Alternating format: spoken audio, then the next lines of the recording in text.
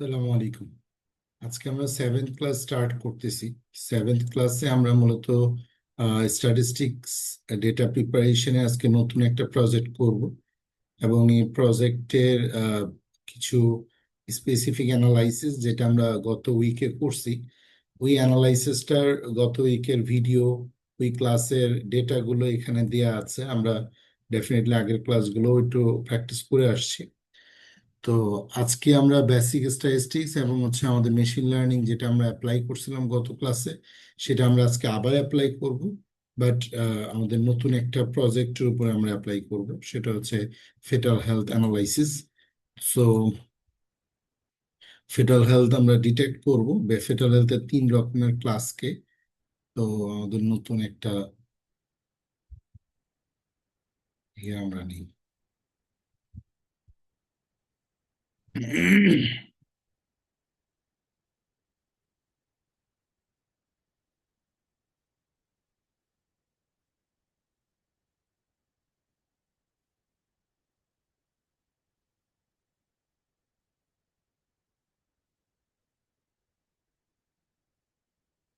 ওকে, আমরা আহ, যেটা আসলে মূলত আজকে বের করব, সো আমরা সেইটার জন্য প্রথমে কিছু লাইব্রেরি আমাদের লাগবে।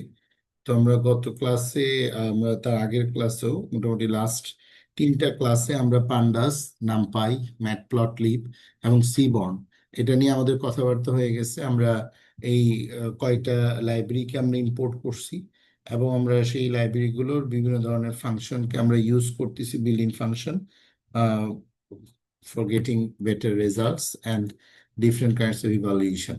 সো আমরা যেহেতু ডেটা ইনপুট নিয়ে কাজ করব, আজকে একটা আহ, নতুন ডেটা আমরা সেট নিই। সো নতুন ডেটা আমরা নিতে পারি, যেটা আমরা বললাম অ্যাজ পার হচ্ছে ফেটাল হেলথ নিয়ে আমরা কাজ করব। সো ফেটাল হেলথের একটা র ডেটা আমরা গিট হাবে ফেটাল হেলথ ডট সিএসভি থেকে নিয়ে আমরা যদি সেটাকে একটু দেখি যে ইউআরএলটা কেমন হচ্ছে। ওকে, এখানে আমাদের প্রায় 2126টা রো এবং অ্যাপ্রক্স 22টা কলাম আমাদের এখানে ডেটা আছে। তো আমরা লাস্ট ক্লাস ডিসকাস করছিলাম সিক্স ক্লাসে আমরা মেবি একটা ডাটা সেট নিয়ে কাজ করছিলাম, এবং আজকে আমরা আরেক ধরনের ডাটা সেট নিয়ে কাজ করব, এবং এটা অ্যাসাইনমেন্টও ছিল আমাদের সিক্স ক্লাসের উপরে। এবং এই অ্যাসাইনমেন্টটা অনেকে সাবমিট করছে, অনেকে এখনো করতেছে। তো আমি একটু দেখে নিলাম যে আমাদের সেভেন্থ ক্লাসের ডেটাগুলো। তাহলে আমার এখানে আলটিমেটলি আমি আহ, মূলত অ্যাবনর্মাল যে ফেটাল কন্ডিশন, ফেটাল মানে আহ, যদি আমরা একটু সার্চ করি দেখবো ফেটাল হেলথ মূলত যখন প্রেগনেন্সি অবস্থায় ছোট সেলের যে কন্ডিশন থাকে, কোষের যে কন্ডিশনটা থাকে, ওই কন্ডিশনটার উপর বেস করে সেটা নর্মাল, মাইল্ড অথবা মডারেট অবস্থায় থাকে। সো আমরা এই ডাটা সেট দিয়ে সেটাকে আমরা ডিটেক্ট করব। তখন ডিটেক্ট করতে গেলে আমরা অ্যাজ পার আওয়ার নলেজ, আমরা প্রিভিয়াসলি যেভাবে শিখে আসছি, যে আমরা কোনো কিছু ডিটেক্ট করতে গেলে আমরা ডেফিনেটলি সেই ডেটা সেটটাকে একটু প্রি প্রসেস করে নিই। আমরা এই ডিএফ এর শেপটা তো অলরেডি দেখছি। তারপর আমরা যদি একটু দেখতে চাই, ডিএফ এর শেপ হচ্ছে এই যে 2126টা আমার রো, আর 22টা কলাম, যার মধ্যে একটা কলাম হচ্ছে টার্গেট, বাকি 21টা কলাম আমার আলটিমেট ইনপুট। তাহলে আমরা যেটা গত ক্লাসও প্র্যাকটিস করছি, আমরা এরকম আরো দুইটা প্রজেক্ট আমরা প্র্যাকটিস করব যাতে কোনো গ্যাপ না থাকে। আমরা ডেটা র্যাংলিং করছিলাম, প্রথমে ডেটাটাকে আমরা র ডেটাকে বের করে নিয়ে আসছি। তো ডেটা র্যাংলিং করার জন্য আমাদের যেটা লাগবে সেটা হচ্ছে কি, আমরা র ডেটাগুলোকে আলাদা করে ফেলবো এবং আউটপুট ডেটাটাকে আলাদা করে ফেলবো। তার মানে আমি ডেটা র পাওয়ার জন্য আমি ফেটাল হেলথ নামে যে কলামটা একটু আগে আমি দেখালাম, যে এই যে ফেটাল হেলথ যে কলামটা, এটা হচ্ছে আমার আউটপুট কলাম, আর বাকি সবই হচ্ছে ইনপুট। তাহলে আমি এটাকে যদি ড্রপ করে দিই, তাহলে আমার এই ডেটা রটা হয়ে যাবে আমার ফুল ইনপুটের ডেটা। এখন এইটাকে আমি আসলে মূলত র্যাংলিং করব। তো আমরা র্যাংলিং করার জন্য আমরা যেটা করছিলাম, যে ডেটা সেটের মধ্যে কোনো ফাঁকা সেল আছে কিনা, অথবা ডেটা সেটের মধ্যে কোনো নাল ভ্যালু আছে কিনা, অথবা ডেটা সেটের মধ্যে কোনো আমার ডুপ্লিকেট ভ্যালু আছে কিনা। সো এই যে বিষয়গুলো, এগুলোকে আমরা চেক করার জন্য খুব স্বাভাবিকভাবে সিম্পল ইম্পিউটার ইউজ করতে পারি, যেটা হচ্ছে মিন মিডিয়ান মুড। আমি যেটা ইচ্ছা ডাটা সেটের উপর বেস করে আমরা যে কোনোটা ইউজ করতে পারি। আমি মিডিয়ান ইউজ করলাম। এখন হচ্ছে আমার এই সার্কিট লাইনের ইম্পিউটার, সিম্পল ইম্পিউটারে স্ট্র্যাটেজি যদি আমি মিডিয়ান দিই, তাহলে সে আমাকে আমার ডাটা সেটের উপর বেস করে আমাকে হচ্ছে একটা ডেটা অ্যারে তৈরি করে দিবে, যে অ্যারেটা আমি জাস্ট ইউজ করব আমার স্পেসিফিক এই ডেটার যেই ফাইলটা সেটাতে। যদি ওইটা আমরা গত 5 এবং 6 ক্লাসে আমরা এটা প্র্যাকটিস করছি, তো আমরা এই ডেটা রটা পাওয়ার উদ্দেশ্যে আমি যদি ডেটা রটা দেখি, এটা সিম্পল একটা অ্যারে, তাই না? আমরা যেভাবে আসলে ডেটা অ্যারে যেভাবে দেখি সেভাবে এই যে সিম্পল একটা অ্যারে, সিম্পল কিছু ভ্যালু জেনারেট হয়েছে, যেটা ওভারঅল প্রত্যেকটা কলামের বেস করে আমার কিছু ভ্যালু জেনারেট হয়েছে, যেগুলো আমি এখন অ্যাড করব। তাহলে এখন আমি যদি আলটিমেটলি এই ডেটা অ্যারেটা ইউজ করতে চাই ফেটাল হেলথে, তাহলে আমি কিভাবে ইউজ করব যাতে আমাদের কোনো নাল ভ্যালু না থাকে বা কোনো ডুপ্লিকেট সেল, নাল ভ্যালু, এগুলো তো হচ্ছে আমরা প্রি প্রসেসিং এর আগে ক্লাসগুলোতে দেখছি, ওগুলো আমরা ইচ্ছা করলে ইউজ করতে পারি। আমি আজকে করলাম না। আমি শুধু ফেটাল হেলথের মধ্যে আমি নাল ভ্যালু মনে করলাম যে যদি আসলে ফাঁকা সেল থাকে, ডুপ্লিকেসি আমি চেক করি নাই, ফাঁকা সেল যদি থাকে তাহলে আসলে মিডিয়ান ভ্যালু আমি ডেটা অ্যারেটা আমি প্রত্যেকটা কলামে বসাই দিব। কোন কলামগুলোতে? যেগুলো হচ্ছে আমার ইনপুটের কলাম। তাহলে আমার একটা ফাইনাল ইনপুটের একটা ডাটা সেট রেডি হয়ে গেল, যে ডাটা সেটটা হচ্ছে ফেটাল ডিএফ নামে, তাই তো?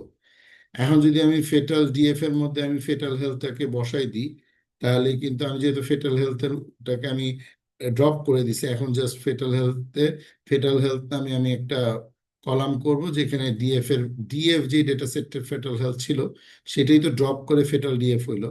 এইটা আমি এখন ফেটাল ডিএফ করে ফেললাম। তার মানে বিফোর র্যাঙ্গলিং আমার ডেটা সেটটা ছিল কোনো না কোনো সেলে আমার ডেটা থাকতেও পারে, নাও পারে, বাট আফটার র্যাঙ্গলিং আমার প্রত্যেকটা ডাটা সেটের মধ্যেই কিন্তু ডেটা আছে।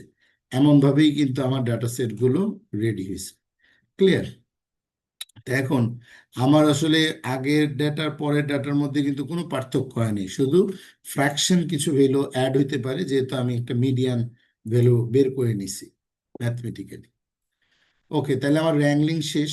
এবার আমাদের প্রি প্রসেসিং এর একটা কাজ হচ্ছে, এখন আপনারা ডুপ্লিকেট চেক করা অথবা আমার যেটা আমরা গতবার ডাটা সেটে প্রি প্রসেসিং এ করছিলাম, যে ডুপ্লিকেট ডেটা আছে কিনা চেক করছিলাম, দেন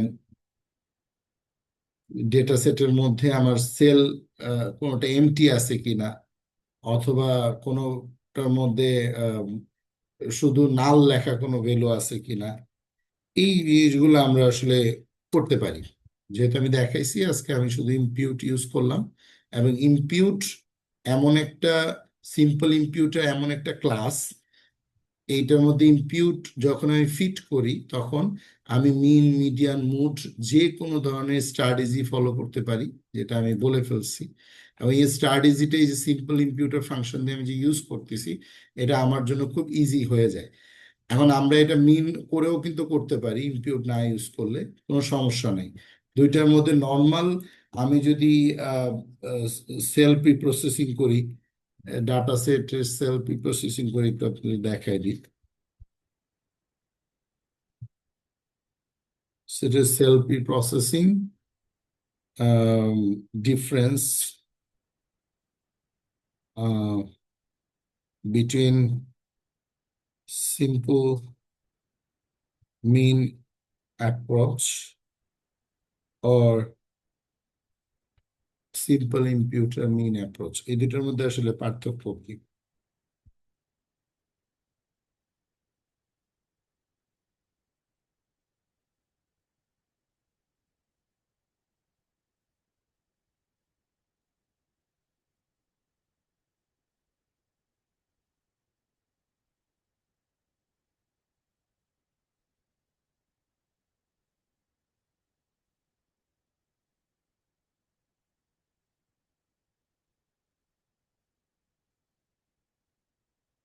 ওকে, কেউ একজন মেসেজ দিছিল দেখলাম। আচ্ছা, The core difference between simple imperator strategy mean from scikit-learn and a simple mean approach. আপনি যখনই কোনো একটা জিনিস আমি যা শিখাইছি আর এখন যেভাবে বলছি যে ডিএফ ডট মিন আমি লিখে কিন্তু এর আগেও আমার পুরো ডাটা সেটটাকে আমি গড় করে নিছি। So in pandas lies in workflow integration, data leakage prevention and structural handling of the data set. So কিছু জিনিস তো কি ডিফারেন্স আছেই সেল প্রসেসিং এর ক্ষেত্রে। সো আপনি এটা একটু স্টাডি করে নেবেন যে এই দুটোর মধ্যে আসলে ডিফারেন্সটা কি এবং কোনটা বেটার। ঠিক আছে, এই যে সিম্পল ইম্পিউটার এবং মিনুয়াল মিনের মধ্যে কোনটা বেটার অ্যাপ্রোচ হবে, এবং এটা based on data set exploratory data অ্যানালাইসিসের জন্য আসলে হোয়েন টু ইউজ হুইচ, কোনটা কখন কোনটা ইউজ করব।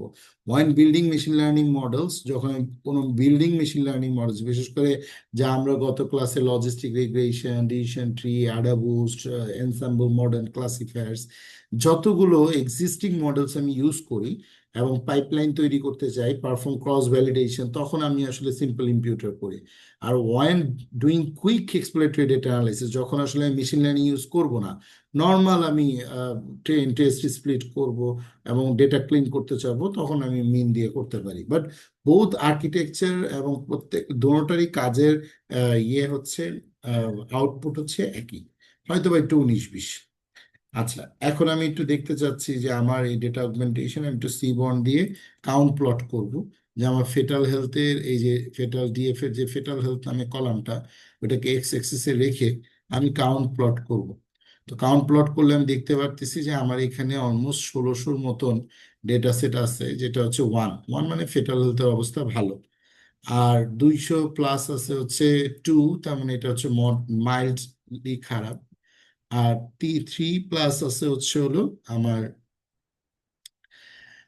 3 নাম্বার ক্লাস, তার মানে এটা মডারেটলি খারাপ। তো এখন এই সিচুয়েশনে আমার হচ্ছে, আমি দেখতে পাচ্ছি যে আমি যদি এখন একে আহ, যেটা আমরা বলি যে মেশিনকে যদি আমি প্রি প্রসেস না করে আমি যদি এইভাবেই ডাটা সেটটাকে যদি ট্রেন হিসাবে নেই, 70% নেই, তখন সে কিন্তু এমন হতে পারে মেশিনটা বেশিরভাগ ডেটা এখান থেকে নিয়ে মেশিন কিন্তু বায়াসড হয়ে যাওয়ার পসিবিলিটিস আছে।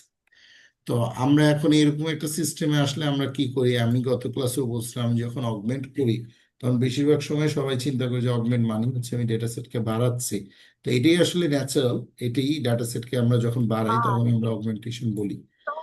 বাট আমরা যখন এইটাকে অগমেন্ট করতে যাব তখন কিন্তু আমরা সিম্পল অগমেন্টেশন প্রসেস না করে আমি কিন্তু আলাদা আলাদাভাবে প্রত্যেকটাকে ইউজ করতে পারি। আচ্ছা, আমি আপনাদের এই অগমেন্টেশনের যে রিস্যাম্পলিং প্রসেস, এটা কি গত ক্লাসে দেখাইছিলাম কিনা? আমি একটু ভিডিও গত ক্লাসটা একটু দেখে নিই। Just a minute.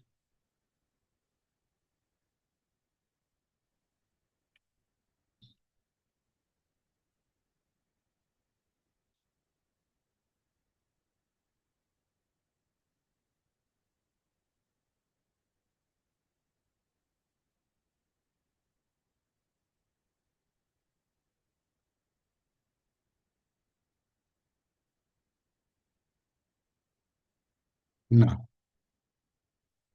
ওকে। আমি এখন অগমেন্ট করার প্রসেসটা হচ্ছে কি, আমি আসলে মূলত এই তিনটা যে ক্লাস, এই যে তিনটা ক্লাস 1 2 3, একে আমি আসলে একটা লেভেলাইজড করব। হ্যাঁ, নর্মালাইজড করা, যে অনেক বেশি ভেরিয়েশন, একটা 1600, একটা মাত্র 300, একটা হচ্ছে মাত্র 150 প্লাস। সো এই যে একটা বিশাল ভ্যালু, একটা ইয়ে দেখা যাচ্ছে। আমি যদি এখন ফেটাল হেলথ, ফেটাল ডিএফ এর আমি যদি স্পেসিফিক কলামটাকে নিই, ফেটাল ডিএফ এর যদি আমি ফেটাল হেলথটাকে নিই এবং এটা যদি আমি ভ্যালুস কাউন্ট করি,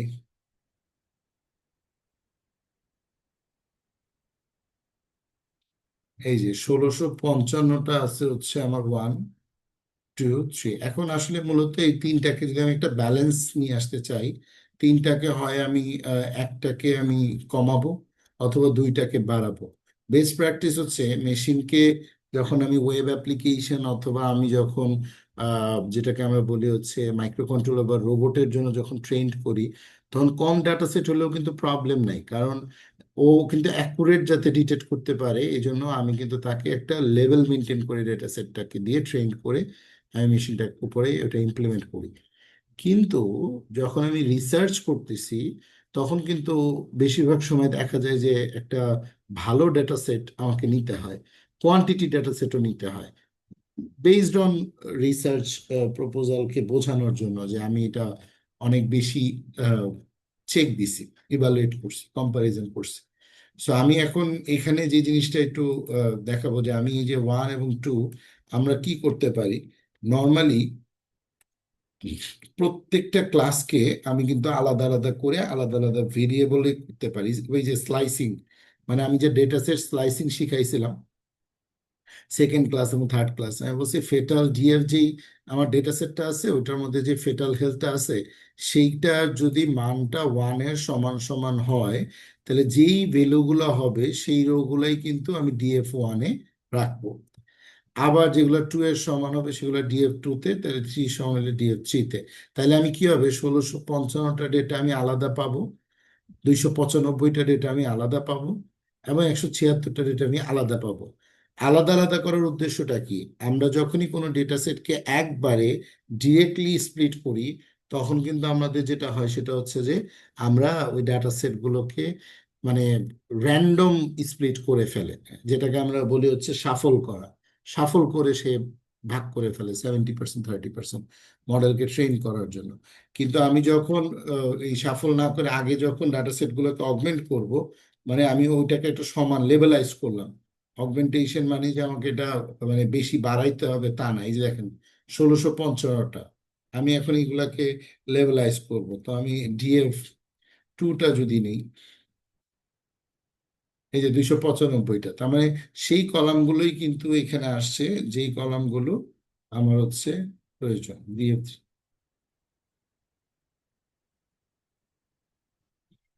এই যে এখানে 176টা, DF1 DF2 এবং DF3 আমার হইতেছে গিয়ে আলাদা আলাদা ভাবে করে ফেলছি।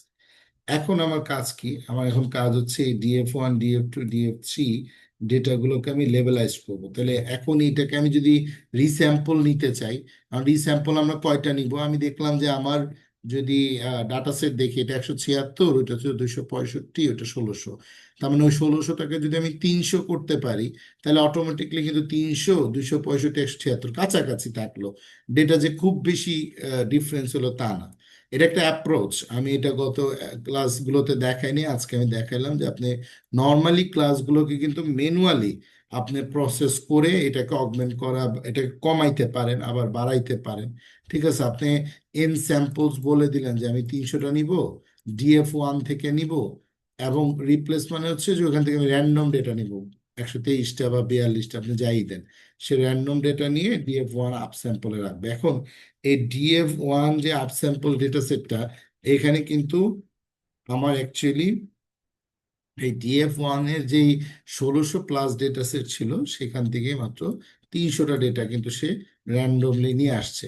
আমার মেশিনকে এখন যদি আমি একটা সুস্থ ডেটা, নর্মাল ভ্যালুর ডেটা আইডেন্টিফাই করার জন্য 300 ডেটা দিয়ে আমি তাকে ট্রেন করব, সো আমার মেশিন কিন্তু র্যান্ডমলি 300টা ডেটার মধ্যে যে ঠিক ওটা নিতে পারে। আবার যদি আমি এখন DF2 এবং DF3 তো আর আমার স্যাম্পল করার দরকার নাই, তাহলে আমি জাস্ট, আমরা শিখছিলাম কিভাবে দুইটা টেবিলকে কনক্যাটিনেট করতে হয়।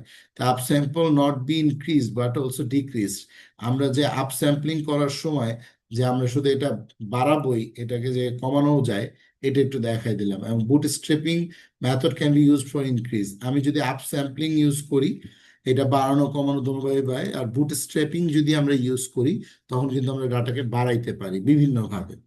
আচ্ছা, এখন ফ্যাটাল DF1-এ আমি এই কনক্যাটিনেট করলাম, আমার পান্ডার কনক্যাটিনেশন একটা ফাংশন, যেখানে আমি DF2 DF3 এবং DF1 স্যাম্পল এই তিনটাকে আমি একসাথে করে ফ্যাটাল DF1 এর মধ্যে রাখলাম। তাহলে ফ্যাটাল DF1টা হইলো আমার কি সবচেয়ে আপডেটেড একটা ডেটা সেট, একটা ফ্যাটাল DF যেখানে সব ডেটা আছে, আর এখানে আছে হচ্ছে আমার এই 300 200 এই যে 771টা ডেটা। ঠিক আছে, এখন কি আমি যদি এই ফেটাল ফেটাল এই আমি যদি এই যে DF1 এর আমি যদি আহ, এই ফেটাল হেলথের ভ্যালুস কাউন্ট করি, তাহলে কিন্তু আমাকে সে দেখাচ্ছে কি এক হচ্ছে 300, দুই হচ্ছে 255, 176। তো মেশিনকে যখন আমি র্যান্ডমলি বলবো যে তুমি ট্রেন টেস্ট স্প্লিট করো, তখন কিন্তু সে আর এইখান থেকে যে বেশি ডাটা নিবে এক থেকে, এরকম কিন্তু হওয়ার সম্ভাবনা তার নাই। সে কিন্তু এখন মানে লিটারেলি ডেটা সেট গুলোকে সে ভেঙে ভেঙে নিতে পারে। ঠিক আছে, এখন আলটিমেটলি আমি যখন মানে এইখান থেকে সে 150 নিল, এখান থেকে 150 নিল, এখান থেকে 100 নিল, র্যান্ডম, সে আমি তো র্যান্ডম স্টেট বলে দিব মেশিন যখন লার্ন করবো তখন। তো এই জন্য আমার এখন একটু লেভেলাইজড হয়ে গেল, আমার টেনশনটা কম। আচ্ছা, তারপর আমরা কি করছিলাম? এই প্রি প্রসেসিং শেষে আমরা 4 নাম্বার ধাপে যেটা করছিলাম সেটা হচ্ছে যে আমরা দেখছিলাম যে আমাদের ফিচার সিলেকশন করার বিষয়টা আসছে, যে আমরা এবার ফিচার সিলেক্ট করব। আমরা যখন ফিচার সিলেক্ট করব, তখন আমাদেরকে একটা জিনিস দেখতে হয়, সেটা হচ্ছে যে আমরা কোন কোন ফিচার গুলোকে নিব। এখন এটা আমি আবার গত 2-3টা ক্লাসে দেখাইছি, আমরা ফিচার সিলেকশন ম্যানুয়ালি করতে পারি, কোরিলেশন চেক করে আমরা ড্রপ করে দিতে পারি, তাই না? আবার কি আমরা ওই ফিচারকে অটোমেটিকলি আমি ইউনিভ্যারিয়েট অথবা আরএফই ফিচার সিলেকশন দিয়ে ফিচার সিলেক্ট করতে পারি।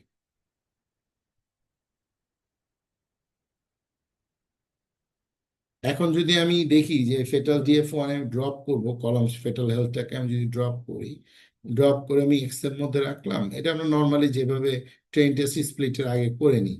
আর ফেটাল DF1 এর ফেটাল হেলথটাকে আমি ওয়াই এর মধ্যে রাখলাম। এখন আমি তাহলে ইজিলি এই এক্স এর যে ডেটা, এটা আমি ফিচার সিলেক্ট করতে পারবো ওয়াই এর উপরে র্যান্ডম ফরেস্ট ইউজ করে। আমি র্যান্ডম ফরেস্ট ইউজ করে কিন্তু আমি ইউনিভেরিয়েট ইউজ করেও কিন্তু করতে পারি, আবার কোরিলেশন চেক করেও কিন্তু আমি করতে পারি। সো দেখি আমাদের কার কোরিলেশন কতটুকু, তাহলে আমাদের জন্য বোঝাটা ইজি হয়ে যাবে।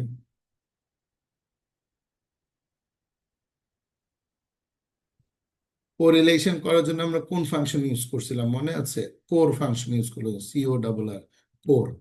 এখন তাহলে কোরিলেশন করার জন্য আমরা কোর ফাংশন ইউজ করছিলাম, এবং সেটাকে আমরা অ্যাসেন্ডিং অর্ডারে যদি একটু নিয়ে আসি, তাহলে আমরা দেখতে পাবো আমাদের এক্স এর সাথে ওয়াই এর কতটুকু কোরিলেশন। এই যে ফেটাল DF1 এর কোরিলেশনটা আমি পেয়ে গেলাম। এবার কোরিলেশনটা আমি ফেটাল হেলথের কোরিলেশনের সাথে চেক দিব।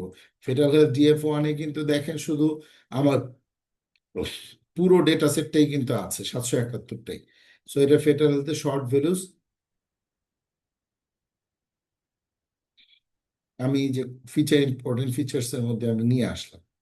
ঠিক আছে, এখন নাও কাম টু দ্য পয়েন্ট, আমি কোরিলেশন করে ফেললাম।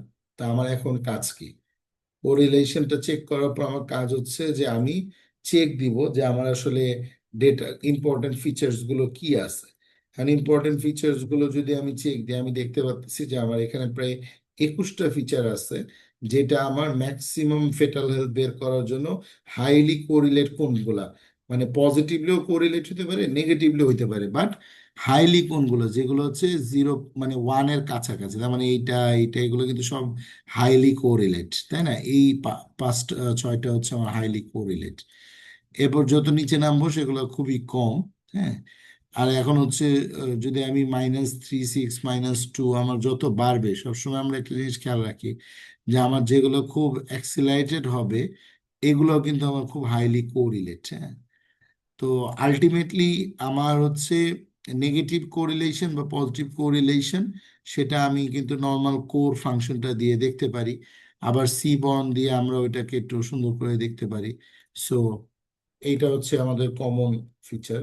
দেন আমরা বুঝতে পারলাম যে এগুলো হচ্ছে আমি এখন ড্রপও করে দিতে পারি, আবার ইচ্ছা করলে আমি ইউনিভেরিয়েট অথবা আরএফই ফিচার সিলেকশন, অথবা অনেকগুলো ফিচার সিলেকশনের নাম বলছি, যে কোনো ফিচার সিলেকশন জেমিনাইকে বললেই সে আমাকে ওই ফিচার সিলেকশনের কোডটা দিয়ে দিবে। সেটা অ্যাপ্লাই করলেই আমি কিন্তু 21টা মানে 22টার মধ্যে আমি তো একটা হচ্ছে আমার টার্গেট, ফেটাল হেলথ ডিটেক্ট করার টার্গেট, আর বাকি সবই তো ইনপুট। বাট এই 21টার মধ্যে 0 থেকে 20, 21টার মধ্যে আমি কোনগুলোকে নিব, ম্যানুয়ালি ড্রপ করব অথবা আরএফই করে। এখন মূলত আমি মানে ম্যানুয়ালি ড্রপ করা সম্ভব যদি আমি কম ইনপুট হয়, 20টা 21টা দেখে আমি 10টা ফেলাই দিলাম। বাট যারা সাইবার সিকিউরিটি নিয়ে কাজ করে অথবা যারা একটু বিগ ফিচার অ্যানালিস্টে কাজ করে, তাদের জন্য কিন্তু ডিফিকাল্ট। এই জন্য তাদের জন্য বেস্ট হচ্ছে হলো রিকার্সিভ ফিচার এলিমিনেশন থট।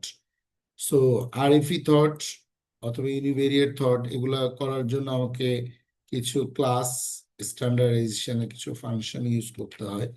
এগুলা নিয়ে আমরা গত ক্লাসে আলাপ করছি, যে মিন max scalar, standard scalar, level encoder কি কাজ করে, আরএফই কি কাজ করে। সো যেহেতু আরএফই আমি করবো রিকার্সিভ ফিচার এলিমিনেশনে, র্যান্ডম ফরেস্ট আমরা ইউজ করি। তো র্যান্ডম ফরেস্টটা ইউজ করে আরএফইটা ইজিলি করা যায়। তো র্যান্ডম ফরেস্ট মানে হচ্ছে যে সে র্যান্ডমলি কোরিলেটটা চেক করবে। এবং এটা নিয়ে আমি মেবি 5th ক্লাসে দেখাইছিলাম। প্রত্যেকটা ক্লাসিফায়ার অ্যালগোরিদম ম্যাথমেটিক্স ভিন্ন। যারা রিসার্চ করতেছি আমরা একটু ম্যাথমেটিক্স গুলো দেখে নিব। আচ্ছা, এখন আমি মডেলের মধ্যে র্যান্ডম ফরেস্ট ক্লাসিফায়ার ফাংশনটা রাখলাম। আরএফই নামে একটা ভেরিয়েবলের মধ্যে আরএফই আমি একটা ফাংশন কল করে মডেল দিয়ে দিয়েছি এন ফিচার সিলেকশন। আমি 12টা হাইলি কোরিলেট 12টা ফিচার সিলেক্ট করে রাখতে বলছি আরএফইতে। এবং সেই 12টা ফিচার দিয়ে আমি বলছি আমার এক্স হচ্ছে ট্রেন আর ওয়াই হচ্ছে টেস্ট।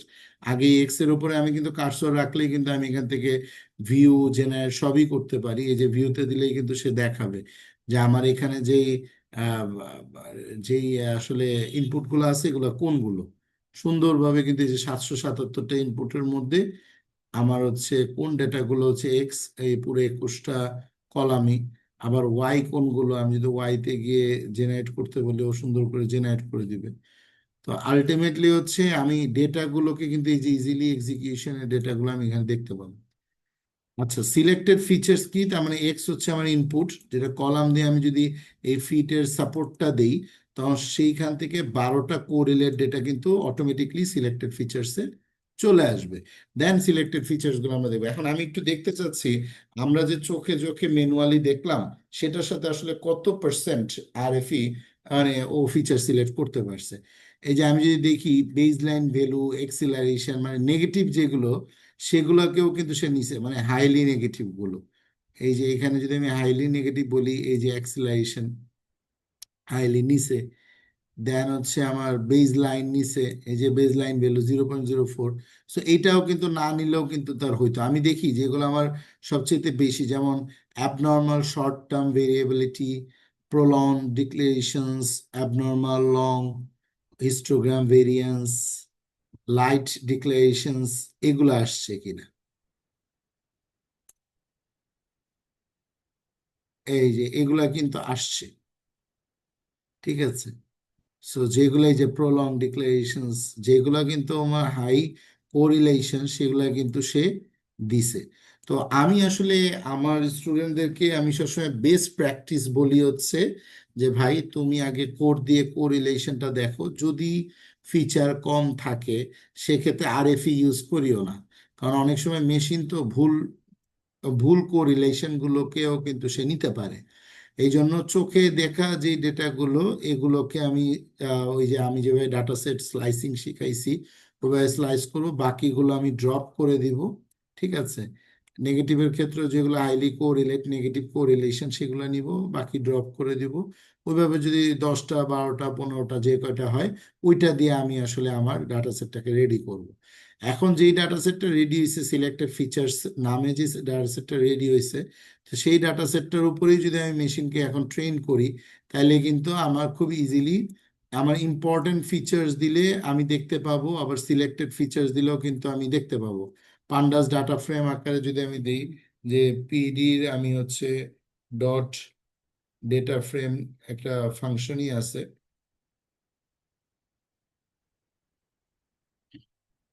এই যে পিডি ডেটা ফ্রেমের মধ্যে যদি আমি এই সিলেক্টেড ফিচার্সটাকে ঢুকাই দিই, তাহলে এটা ফ্রেম আকারে আমাকে দেখাবে যে আমার কোন ডেটাগুলো। এই যে এই হচ্ছে 0 থেকে 11 পর্যন্ত আমার ভ্যালুগুলো ইম্পর্টেন্ট। আবার যদি আমি এই যে ইম্পর্টেন্ট ফিচার্স, আমি যেটা আসলে এই যে এইখানে বানাইছিলাম, এই যে এই জায়গাটাতে আমি দেখছিলাম যে কোরিলেশনটা দেখার জন্য যে আমার ইম্পর্টেন্ট ফিচার্স গুলো আমার ডাটা ফ্রেম আকারে যদি আমি একটু দেখি। এই যে তাহলে আমি কিন্তু ইম্পর্টেন্ট ফিচার্স গুলো কিন্তু আমি কোরিলেশন দিয়ে পেয়েছি, আর হচ্ছে এইটা হচ্ছে আমি আরএফই দিয়ে পাইলাম। কারণ আমি দেখি baseline value, acceleration, histogram with, mood mean, histogram with, এই যে হিস্টোগ্রাম মিড, মিন, মুড, এগুলো কিন্তু নেগেটিভলি হাইলি কোরিলেট। তার মানে সে positive correlated high, negative correlated high, সবকিছুই কিন্তু আরএফই সিলেক্ট করছে। ওকে, তাহলে এখন আমাদের কাজ কি? আমরা যেহেতু মোটামুটি ফিচার সিলেকশন শেষ ফেডারেল হেলথের, এখন আমরা কি করব? আমরা আসলে আমরা মেশিন লার্নিং ইমপ্লিমেন্টেশনে যাব টোটাল ডাটা সেট এই ফেডারেল হেলথ ডিএফ 1 এর জন্য। কারণ ফেডারেল হেলথ ডিএফ 1 এর জন্য আমি যখন টোটাল মেশিন লার্নিং এ যাব, তখন মেশিন লার্নিং এর যে মডেলগুলো আমরা গত ক্লাসে অ্যাপ্লাই করছিলাম, ওই মডেলগুলো আমরা অ্যাপ্লাই করব। এবং আর্টিফিশিয়াল নিউরাল নেটওয়ার্কের মডেল আমরা যেহেতু গত ক্লাসে শেখা শুরু করছি, আজকে এটা আমরা আরেকটু ডেপথ লেভেলে শিখব। এবং আমরা হচ্ছে যে ফেটাল হেলথ ডিএফ 1, এটা হচ্ছে এক্স এবং ওয়াই ট্রেন টেস্ট স্প্লিট আমরা উপরেই করে রাখছি। এখানে এক্স, আপনাদের মনে আছে কিনা, এক্স কিন্তু ওই যে অলরেডি আমি ফেটাল হেলথটাকে ড্রপ করে এক্স এ রেখে দিছিলাম। ঠিক আছে, আবার আমি যদি ওয়াই দিই, তাহলে হচ্ছে দেখা যাবে যে ওইটা শুধু আউটপুট গুলো আছে। এখন আমরা যে সিলেক্টেড ফিচার্স নিলাম, এইবার আমাদের তো ফেটাল ডিএফ 1 এই এক্স ওয়াই এর উপরে কাজ করব না, আমরা তো সিলেক্টেড ফিচার্স এর উপরে কাজ করব, তাই তো? আচ্ছা, এখন আপনারা, এখন প্র্যাকটিসের টাইম, আপনারা নিজেরা এতটুকু বোঝেন, বুঝে আপনি কিন্তু ইচ্ছা করলে এই যে সিলেক্টেড ফিচার্স দিয়ে যে আপনি আলাদা একটা ডাটা ফ্রেম তৈরি করে ফেলছেন আরএফএ মডেলটা, এই মডেলটা দিয়েই সিলেক্টেড ফিচার্স গুলো দিয়েই কিন্তু আপনি সরাসরি মডেলকে ট্রেন টেস্ট স্প্লিট করতে পারেন। ক্লিয়ার? আবার আপনি যদি মনে করেন যে না, আমি এখন পুরো ডাটা সেটের উপরেই করব, যেহেতু ছোট্ট ডাটা সেট মাত্র 21টা কলাম, তাহলে আপনি ওইভাবে করে করতে পারেন। আমি এখানে পুরো ডাটা সেট দিয়েই করছি, ফিচার সিলেক্টেড করে যে আমি গত ক্লাসে করছিলাম, এই জন্য আজকে পুরো ডাটা সেট দিয়েই করতেছি। আমরা স্প্লিট করব এখন। ডেটা স্প্লিটের জন্য আমাদের কি কি জিনিস লাগে? আমাদের যতগুলো মডেল আমরা ইউজ করব, এরপর আমরা টাইম বের করব, লেভেল এনকোড করব, এইগুলা যা যা লাগে, accuracy, precision, recall, F1 score, গত ক্লাসে আমি দেখাইছি। আই হোপ আপনারা বাসায় এটা প্র্যাকটিস করতেছেন, শেখা শুরু করছেন যে আমার আসলে random forest grading, boosting classifier, AdaBoost, XGB classifier, LGM classifier, এগুলো আপনারা একটু বাসায় দেখবেন এবং আপনাদের কোনো কোশ্চেন থাকলে সেটা আমাকে করবেন। আমি এখন আগামী 3টা ক্লাসে, আজকে 7, 8, 9, 10, এই ক্লাসগুলোতে কিন্তু আমি এক এক দিন এক একটা প্রজেক্ট করব মেশিন লার্নিং ইউজ করে এবং ডিপ লার্নিং এর বিভিন্ন মডেল থিওরি দিয়ে।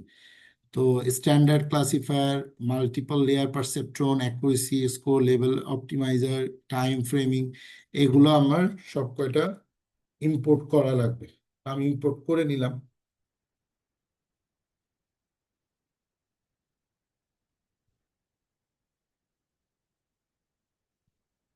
এরপর হচ্ছে কি, আমি পিপ ইনস্টল করে নিই যদি আমার ইন কেস অফ পিপ পান্ডাস কোনো ফ্রেম যদি আমার প্রয়োজন পড়ে।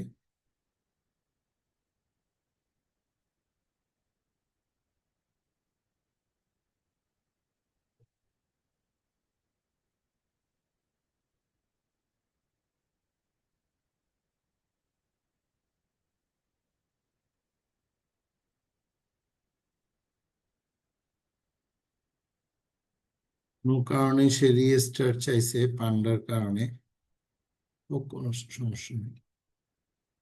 আচ্ছা, আমাদের এই পর্যন্ত তো সব করে রান হয়েছে। Run cell, run all, restart session, run all, restart তো হয়ে গেছে, রান অল দিয়ে দিই।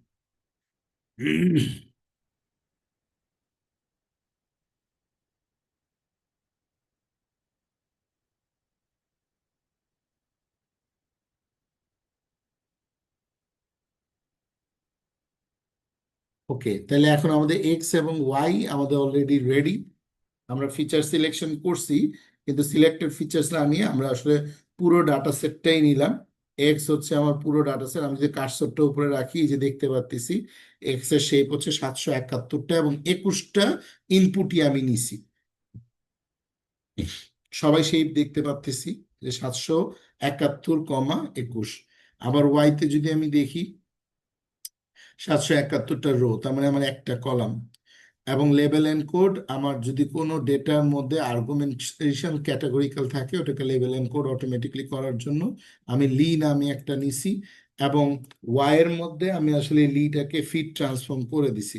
যদি আমার ওয়াই এর মধ্যে কোনো কিছু লেবেল এন্ড কোড করা থাকে, শুধু ওয়াইটাকে আমি লেবেল এন্ড কোডটা করে নিলাম। কারণ আমার এক্স এবং ওয়াই আমি মানে এক্স আমি যখন চেক দিছি, আমি এক্স ডট ইনফো উপরে আমি চেক দিছি, চেক দিয়ে আমি দেখবো যে এখানে আমার কোনো নাল ভ্যালু নাই এবং এখানে আসলে সবই ফ্লটের ডাটা। তার মানে এখানে আমার আসলে লেভেল এনকোড করার কিছুই নাই।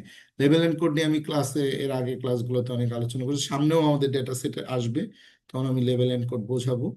এবং প্রিভিয়াস ক্লাসগুলোর ভিডিও দেখলেও আমরা লেভেল এনকোড শিখতে পারবো যত, কারণ এক এক ক্লাসের ভেরিয়েশন, স্টুডেন্ট এক এক রকম, তাদের কোশ্চেন এক এক রকম, যার কারণে ওইটা সলভ করতে করতে হয়ে যায়। সো আমি এখন মডেল ট্রেন টেস্ট স্প্লিট করে মডেলগুলো রান করে দিয়ে যাব। এবং আপনারা হচ্ছে যে এই মডেলগুলো অবশ্যই দেখেন যে আমরা মডেলগুলো কিভাবে রান করতেছি। যেহেতু এখন ট্রেন টেস্ট স্প্লিট করে মডেল রান করবে, একটু পর্যন্ত আপনারা দেখতে থাকেন, দেন হচ্ছে আমি স্প্লিটিং করব। এটা আমরা সেকেন্ড সেশনে শুরু করবো।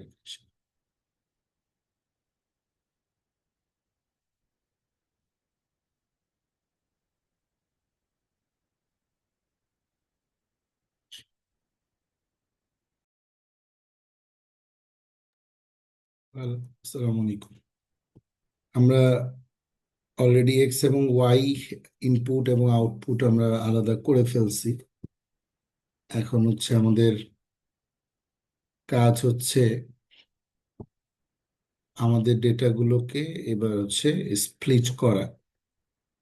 তো আমরা স্প্লিট করার জন্য আলটিমেটলি যেটা ইউজ করি সেটা হচ্ছে যে আমাদের স্প্লিটের প্রথমে হচ্ছে আমরা ট্রেন এবং টেস্টে স্প্লিট করি।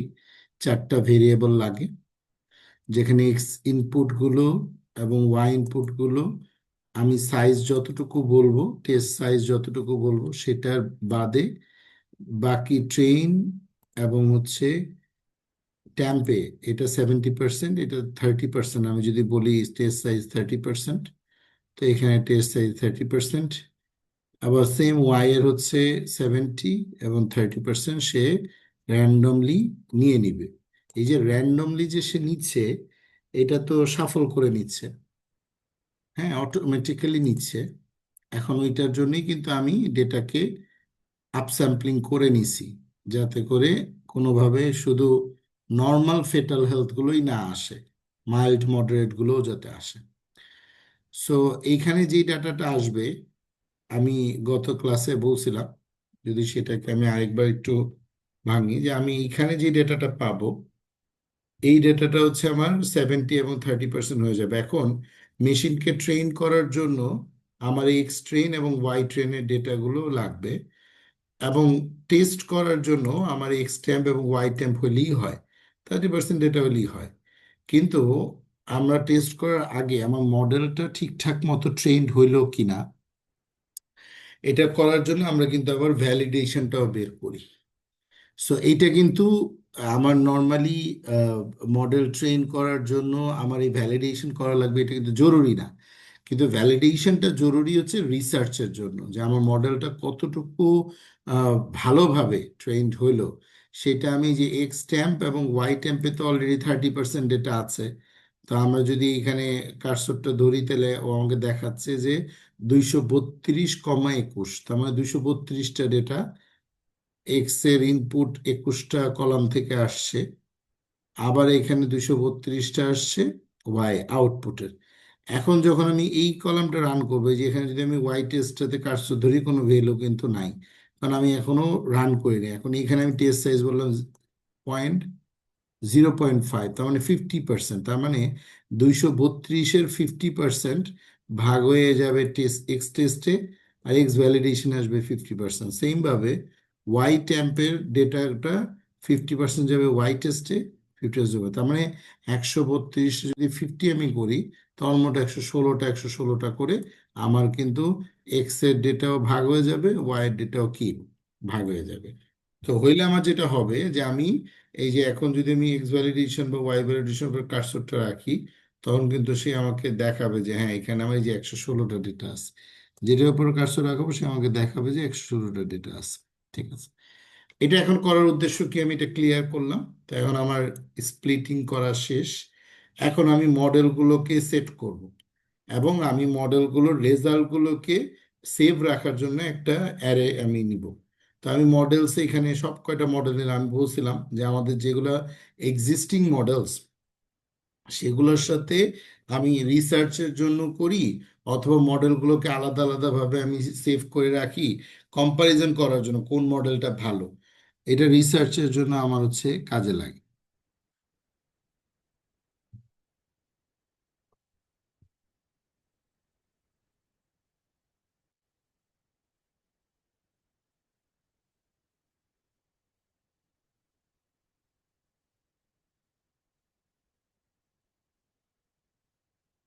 ওকে, তাহলে এখন আমি এখানে রেজাল্টগুলো আমি নিব। আমার প্রত্যেকটা রেজাল্ট, লজিস্টিক রিগ্রেশনের রেজাল্ট, সাপোর্ট ভেক্টর মেশিনের result, linear SVC, KNN, naive Bayes, perceptron, stochastic, decision tree, random forest, XGB classifier, এই প্রত্যেকটা মডেল কিন্তু এই ফাংশনের মধ্যেই মডেলের কোডটা করা আছে। আমি সাপোজ ধরেন বুঝতে চাইলাম স্ট্যাটিস্টিক গ্রেডিয়েন্ট ডিসেন্ট ক্লাসিফায়ারের মডেল অ্যালগোরিদমটা কেমন। তো আমি যদি এই ফাংশনটা দিয়ে সাইকিট লার্নের যদি আমি দেখি, তাহলে বা এটার পাইথন কোডটা যদি আমি দেখি, তাহলে অটোমেটিক্যালি সাইকিট লার্নে ক্লিক করলে যে সাইকিট লার্নের মধ্যে কিন্তু এই 1.8 যে স্ট্যাটিস্টিক গ্রেডিয়েন্ট ডিসেন্ট চলে আসবে। এবং এটার অ্যালগোরিদমটা কেমন হবে, এটার ম্যাথমেটিক্যাল অ্যালগোরিদমটা কি, এ খালি বের করবে হচ্ছে ম্যাথমেটিক্যাল অ্যালগোরিদমটা কেমন হবে স্ট্যাটিস্টিক গ্রেডিয়েন্ট ডিসেন্টের। এই যে স্ট্যাটিস্টিক গ্রেডিয়েন্ট ডিসেন্টের মধ্যে আমার ম্যাক্স, টোল, র্যান্ডম স্টেট, এই জিনিসগুলো তো আমার ইনপুট ওর ভিতরে পাঠাইতে হয়। পাঠালে সে আমাকে রেজাল্ট টেজাল্ট এনে দেয়। কিন্তু এই জিনিসগুলো কি, এটাও তো কোশ্চেন যে আমি এই জিনিসগুলো বুঝতে চাই, বা আমি একটু এটার পাইথনের কোডটা দেখতে চাই। যারা মডেল থিওরি নিয়ে কাজ করে, এই যে স্ট্যাটিস্টিক গ্রেডিয়েন্ট ডিসেন্ট ক্লাসিফায়ারের যে ফাংশনটা, এই ফাংশনটা হচ্ছে লিনিয়ার মডেল। এটা হচ্ছে লিনিয়ার, হয় জিরো নাই ওয়ান, বোঝাই যাচ্ছে। যেগুলো হচ্ছে বাইনারি ডিসিশন, হয় এটা হবে না এটা হবে, এই ডিসিশনের জন্য স্ট্যাটিস্টিক গ্রেডিয়েন্ট ডিসেন্ট ক্লাসিফায়ারটা ডিজাইন করা হয়েছে। এবং এটা ক্লাস, সাইকিট লার্নের একটা ক্লাস, এবং এর মধ্যে একটা ফাংশন যেটার মধ্যে এতগুলো প্যারামিটার আছে। আমি যে কোনো প্যারামিটার, যারা হচ্ছে প্রোগ্রামিং নিয়ে কাজ করে তাদের জন্য এই আজকের এই সেশনটুকু আমি একটু বলতেছি আর কি, 5 মিনিটের মতো।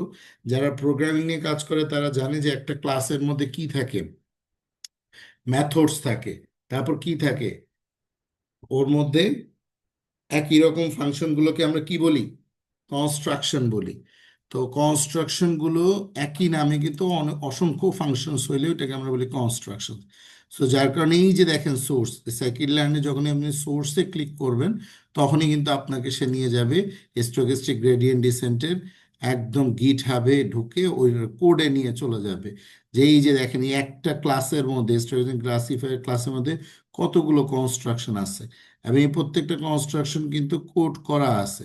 এই যে ইফ এটা, এলস এটা, এই যে ব্যাক এন্ডে যে কোডটা, যারা পিএইচডি করে বা যারা থিসিস করে তারা তখন কি করে, এই যে এই প্রিডিক্ট লগ প্রবাবলের মধ্যে কোড কিভাবে কোডটা লিখবে, এইগুলা নিয়ে আসলে পিএইচডি থিসিসের স্টুডেন্টদের পড়া হয়। যে আমাদের আসলে স্ট্যাটিস্টিক গ্রেডিয়েন্ট রিগ্রেশনের মতন আমি একটা কোনো মেথড বানাইতে চাচ্ছি।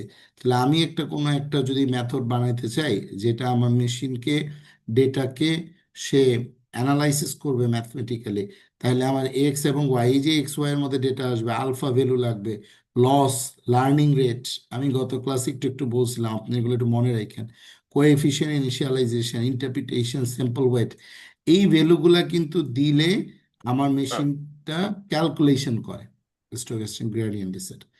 তাহলে এখন যারা ম্যাথমেটিক্সের লোক না বা যারা প্রোগ্রামিং এর লোক না তাদের জন্য কিন্তু এটা জানার প্রয়োজন নেই। তারা শুধু জানবে যে ওকে ঠিক আছে, এই একটা ফাংশন ইউজ করলে আমার স্ট্যাটিস্টিক হয়, আর এটা একটা লিনিয়ার মডেল, ডিসিশন ট্রি আরেক রকমের, র্যান্ডম ফরেস্ট আরেক রকমের। ওকে, আচ্ছা।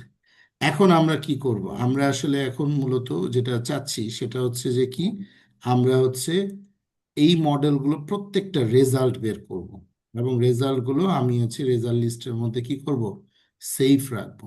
ওকে, তাহলে এখন আমি যদি প্রত্যেকটা রেজাল্টের মধ্যে আমি যদি সেভ রাখতে চাই, তাহলে আমার কি করতে হবে, মডেল রান করাইতে হবে। এখন যদি প্রত্যেকটা মডেল রান করাইতে চাই, তাহলে অবশ্যই আমার ফর লুপ লাগবে, তাই তো?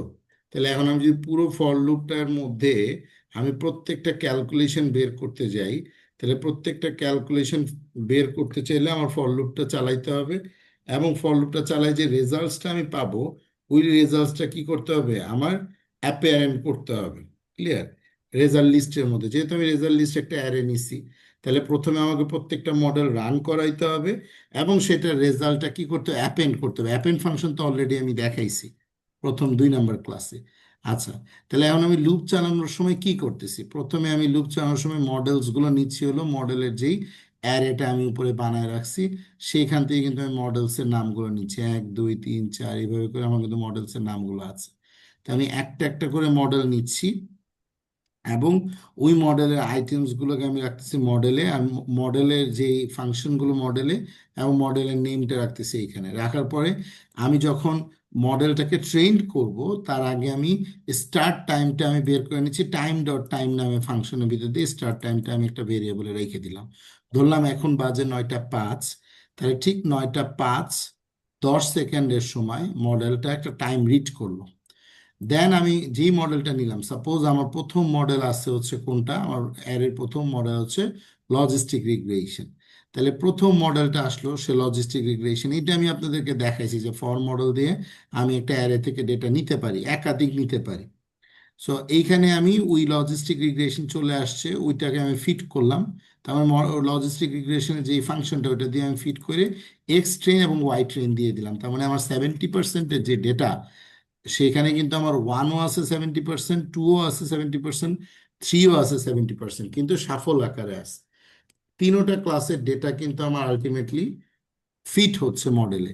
এবং ফিট হওয়ার পরে আমার মডেলটার মধ্যে প্রিডিক্ট নামে একটা ফাংশন আছে, ঠিক আছে, অ্যাকুরেসি স্কোর একটা ফাংশন আছে, মিন স্কোয়ারের একটা ফাংশন আছে, precision score, recall score, F1 score. এই স্কোরগুলো বের হওয়ার জন্য, এগুলাকে বলা হচ্ছে ইভালুয়েশন ম্যাট্রিক্স।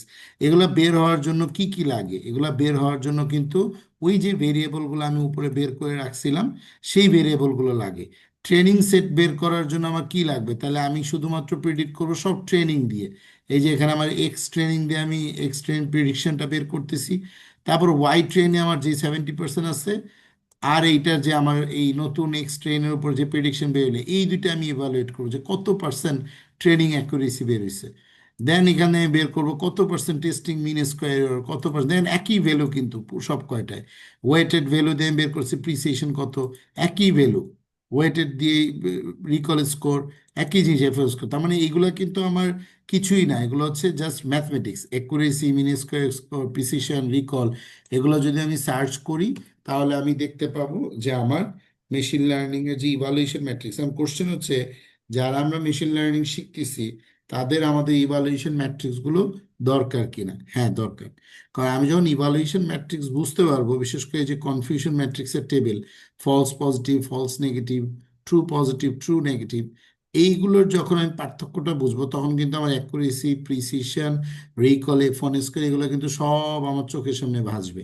গত ক্লাসে আমি ইমেজের মধ্যে একটা জিনিস দেখাইছিলাম, যে আমার ইভালুয়েশন ম্যাট্রিক্স কিন্তু কিছুই না, সেগুলো হচ্ছে কি, সাম ভ্যালুস।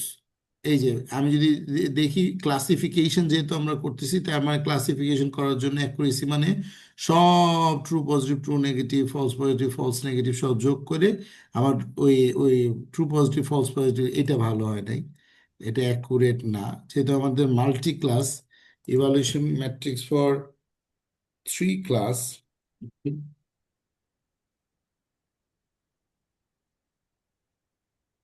3টা ক্লাসের ইভালুয়েশন ম্যাট্রিক্সটা যদি আমি দেখাই,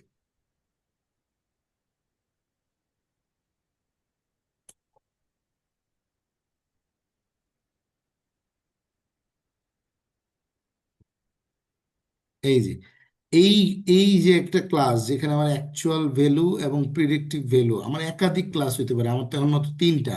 তাহলে এরকম হইতে পারে না আমার চারটা, আমার পাঁচটা হইতে পারে। তাহলে এই যে প্রিডিক্টিভ ভ্যালুগুলো আমার এইভাবে বসে যাবে, এ বি সি এর সব কয়টা ভ্যালু, আবার অ্যাকচুয়াল ভ্যালু আমার বসে যাবে এইভাবে করে সব কয়টা ভ্যালু। যখন বসবে তখন এই যে ডায়াগোনাল বরাবর যে ভ্যালুগুলো, এই ডায়াগোনাল বরাবর ভ্যালুগুলোকে বলা হচ্ছে আমার ট্রু পজিটিভ ফলস। আর মাল্টি ক্লাসের জন্য কিন্তু আমাকে এখানে দেখতে হয় যে আমার কোন ভ্যালুটা কি বোঝাচ্ছে। আমি সাথে যখন এর সাথে এর কম্পারিজন করব, এটা খুব ভালো করে এই ম্যাট্রিক্সটা একটু দেখি।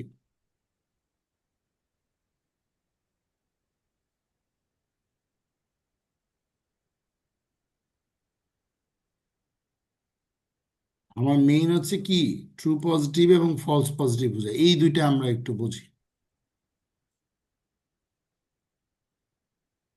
এই যে আমি এইখানে যখন ট্রু পজিটিভ ফলস পজিটিভ বোঝার চেষ্টা করব যে আমার যখন দুইটা ডেটা, তখন যেটাকে আমি পজিটিভ বলতেছি আমার প্রিডিকশনও যদি পজিটিভ হয়, তাহলে এটাকে বলি আমরা ট্রু পজিটিভ। ঠিক আছে। আর যদি এটা এমন না হয়, এটা যদি ব্যতিক্রম হয়, তার মানে পজিটিভ ভ্যালুকে আমি, আমার মেশিন বলতেছে নেগেটিভ, তখন কিন্তু আমরা এটাকে ফলস নেগেটিভ বলি। ঠিক আছে। আবার নেগেটিভ যেই ভ্যালুটা, অ্যাকচুয়াল ভ্যালু নেগেটিভ, এই যে এখানে কোডে যখন আমি রান করতেছি যে ওয়াই ট্রেন মানে আমার অ্যাকচুয়াল ভ্যালু, আর ওয়াই ট্রেন প্রিডিক্ট মানে আমার প্রিডিক্টেড ভ্যালু। এখন প্রিডিক্টেড ভ্যালু কোথা থেকে বের হয়েছে? এইটা তো মডেলের প্রিডিক্ট নামক ফাংশন দিয়ে এই এক্স ট্রেন, এই ট্রেনের উপর বেস করে কিন্তু তার একটা প্রিডিকশন ভ্যালু আসছে, মানে এই ইনপুটগুলোর উপর ডিপেন্ড করে সে কিন্তু একটা মানে আউটপুট ভ্যালু বের করছে। আউটপুট ভ্যালু কি সেটা বলছে, হয় ওয়ান, নয় ওয়ানের কাছাকাছি কোনো একটা ফ্র্যাকশন ভ্যালু, নাহলে টু, নাহলে টু এর কাছাকাছি কোনো একটা ফ্র্যাকশন ভ্যালু, নাহলে থ্রি, না থ্রির কাছাকাছি কোনো একটা ফ্র্যাকশন ভ্যালু।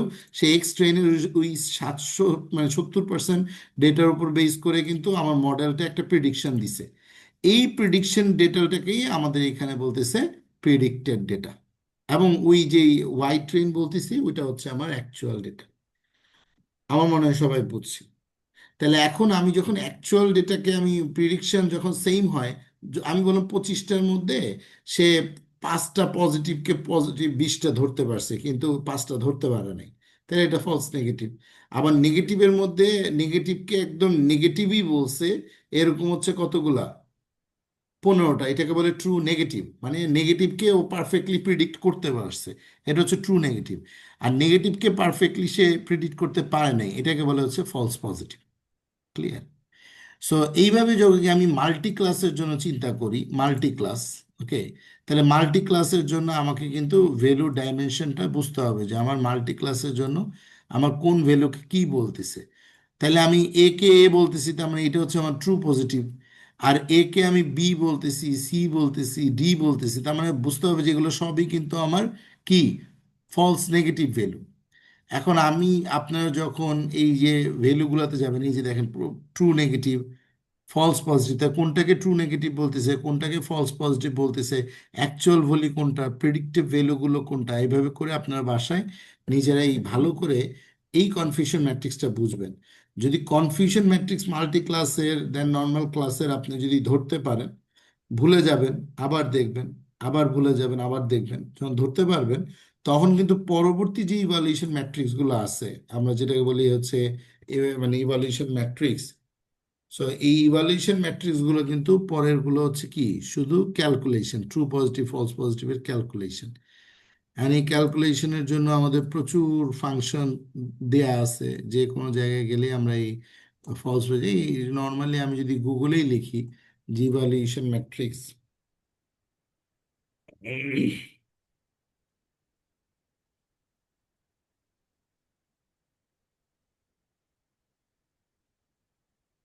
ঠিক আছে, আমরা যদি ইভালুয়েশন ম্যাট্রিক্স, ক্লাসিফিকেশন ম্যাট্রিক্স বলি, এই যে প্রথমে কনফিউশন ম্যাট্রিক্সটা বের হবে, তারপরে accuracy, precision, recall, F1 score, MCC, R square, adjusted R square, এগুলো বের হবে। অ্যান্ড এগুলো কি, এগুলো তো ডেফিনেটলি কোনো না কোনো একটা ফাংশন থিওরি। তাহলে এই ফাংশন থিওরিতে আপনি যদি যান, তাহলে এই ফাংশনটা দেখলেই কিন্তু আপনার জন্য ক্লিয়ার হয়ে যাবে যে আচ্ছা, যেমন অ্যাকুরেসি মানে কি, এই চারটা ভ্যালু যা বের হবে, এই চারটা ভ্যালুর normal correct predictions divided by normal of predictions, divided এইভাবে করে আমি যদি প্রিসিশন বলি, তার মানে true positive divided by true positive plus false positive. তার মানে যেটা আমার কনফিউশন ম্যাট্রিক্স বের হবে, সেই ভ্যালুগুলোর উপর ভিত্তি করেই আমার প্রিসিশন, রিকল, F1 স্কোর বের হবে। আবার F1 স্কোর বের হতে গেলে আমার বের হতে হবে প্রিসিশন, রিকল। তাহলে precision recall multiply divided by precision recall summation, এটা হচ্ছে F1 স্কোর। লগ লস কোনটা? ওই যে আমরা বলি যে লগারিদমিক, ওটা লস কত হচ্ছে, এটা হচ্ছে লগ লসের একটা ইকুয়েশন থিওরি। এবার যদি আমি ট্রু পজিটিভ রেশিও বের করতে চাই, তাহলে এই প্রোগ্রাম ট্রু নেগেটিভ রেশিও, এখন এই ট্রু পজিটিভ রেশিও বা ট্রু নেগেটিভ রেশিও কখন লাগে? যখন আমি আরওসি কার্ভ বের করতে চাই। ঠিক আছে স্যার, আরওসি কার্ভ মানে কি? আরওসি কার্ভ হচ্ছে আমার এই ট্রু পজিটিভ এবং ফলস পজিটিভ রেশিওর কি একটা গ্রাফ, যেটা ওয়ানের কাছাকাছি হওয়া মানে হচ্ছে, আমি যদি আমার এওসি স্কোরটা, আরওসি কার্ভ মানে হচ্ছে আমার একটা কার্ভ তৈরি হবে, যেটা রেকটিফাইড অপারেটিং কার্ভ। যেই কার্ভটা যদি 0.5 কাছাকাছি, র্যান্ডম গেসিং মানে সে নর্মালি ধরতে পারছে মেশিন, ঠিক আছে, আর 0.7 থেকে এইটা কাছাকাছি হলে অ্যাকসেপ্টেবল পারফরমেন্স, যে ওকে সে ধরতে পারছে, ওকে। কিন্তু 0.8 থেকে 9-এর কাছাকাছি হওয়া মানে যে ভেরি এক্সেলেন্টলি সে কিন্তু ধরতে পারছে। এটা হচ্ছে আরওসি কার্ভের হচ্ছে সবচেয়ে অ্যাডভান্টেজ। আমার কার্ভটা যত ওয়ানের ক্লোজ হবে, তার মানে আমার ভেরিয়েবলটা তত ভালো আসতেছে। এখন আমি যদি আপনাকে বলি হচ্ছে যে ট্রেনিং এবং ভ্যালিডেশন কার্ভ, খুব ভালো করে খেয়াল করেন, ট্রেনিং এবং ভ্যালিডেশন কার্ভ। এই ট্রেনিং এবং ভ্যালিডেশন কার্ভ মানে হচ্ছে এই যে এই ফিগারটা দিয়ে যদি আমি একটু বোঝানোর ট্রাই করি।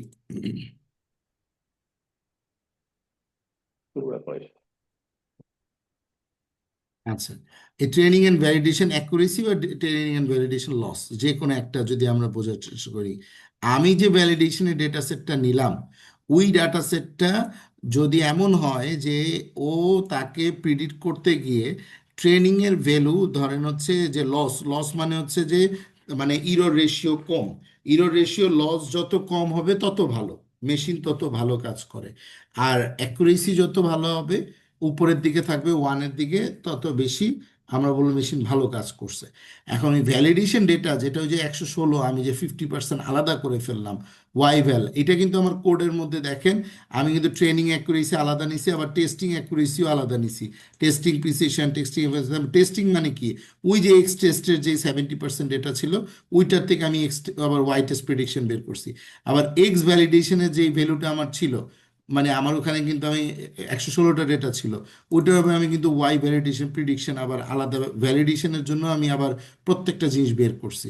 এখন কারো রিসার্চের সিনারিও এক একজনের এক এক রকম থাকে, কেউ টেস্ট বেস ইভালুয়েশন বের করে, কেউ ভ্যালিডেশন বেসড ইভালুয়েশন বের করে, কেউ আবার ট্রেনিং বেসড ইভালুয়েশন বের করে। যদি আমি ট্রেনিং বেসড ইভালুয়েশন বের করতে চাই, তাহলে আমার মেশিনটা কত ভালোভাবে ট্রেন্ড হইলো, এটার প্রিডিকশন ভ্যালুর উপরে কিন্তু আমি ট্রেনিং অ্যাকুরেসি, প্রিসিশন, রিকল এগুলা বের করতে পারি। এগুলা কিন্তু আমার ক্লাসিফিকেশন সে করতেছে না, সে ট্রেন্ড হয়েছে মডেলটা কতটুকু, সেটাকে ইভালুয়েট করতেছে।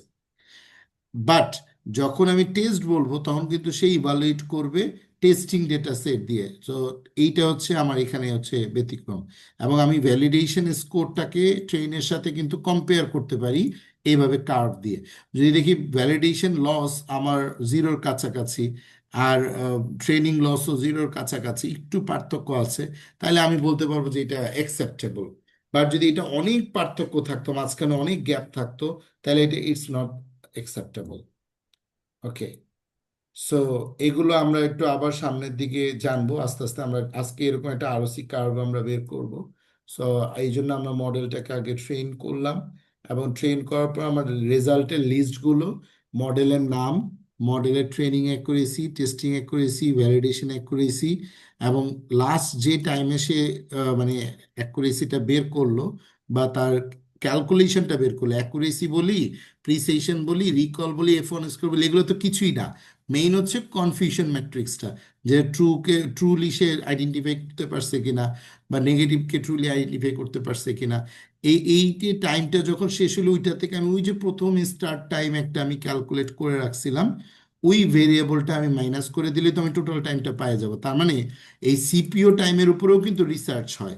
কেউ আছে যে আমার মডেলটা কত দ্রুত ট্রেন্ড হচ্ছে, এটা কিন্তু তার কম্পিটিশনাল কস্ট। যারা রিসার্চে আছি তারা এই জিনিসগুলো একটু খাতা কলমে লিখে রাখবো, বা ভিডিওটা ভালো করে পড়বো, যে কম্পিটিশনাল কস্ট যত কম হয় আমার ওই মডেলটা তত ভালো। আমি দেখলাম যে আমি একটা ডিপ লার্নিং মডেল ইউজ করলাম। সামনে আমরা মানে 8, 9, 10, 11 অবশ্যই ক্লাসগুলো দেখে আসবো আমরা ক্লাসের শুরুতে। ওই ক্লাসে আমরা কম্পিটিশনাল কস্ট দেখা যাবে অনেক হাই ডিপ লার্নিং এ।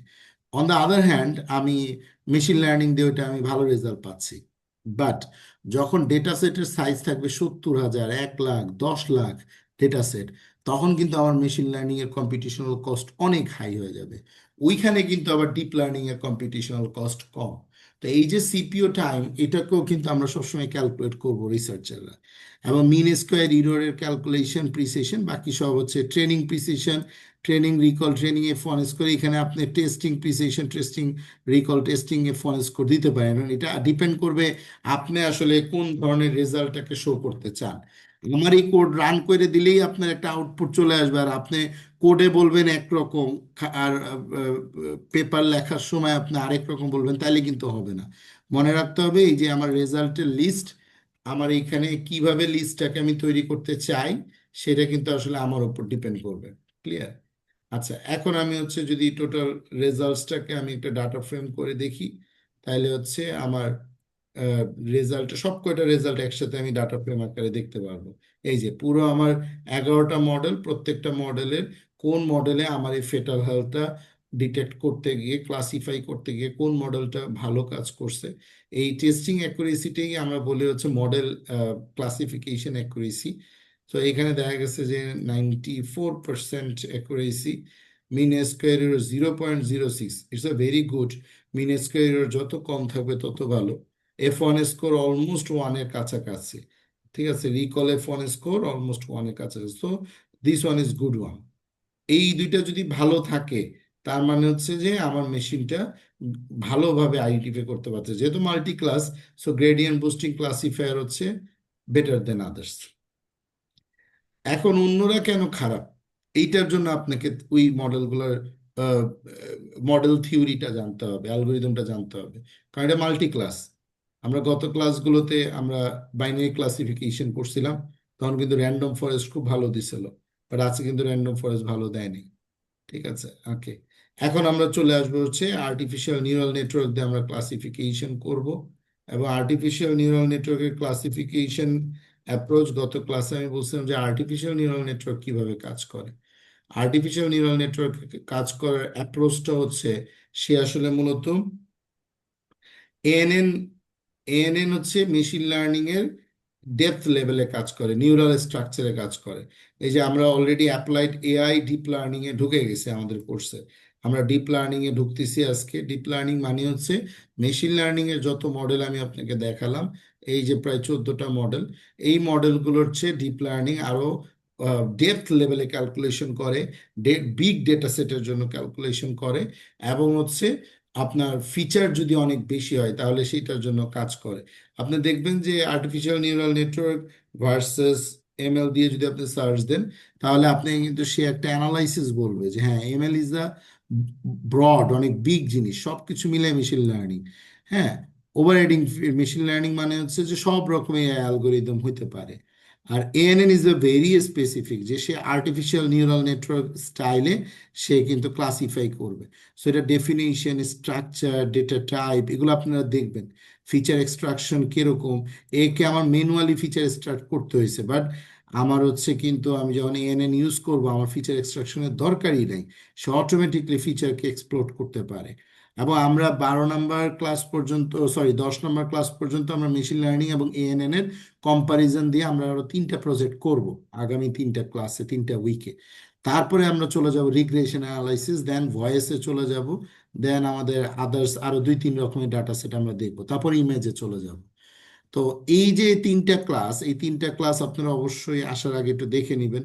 তাহলে যেটা হবে যে আর্টিফিশিয়াল নিউরাল নেটওয়ার্কের যে কনসেপ্ট, এই কনসেপ্টের সাথে আপনি অ্যালাই করতে পারবেন।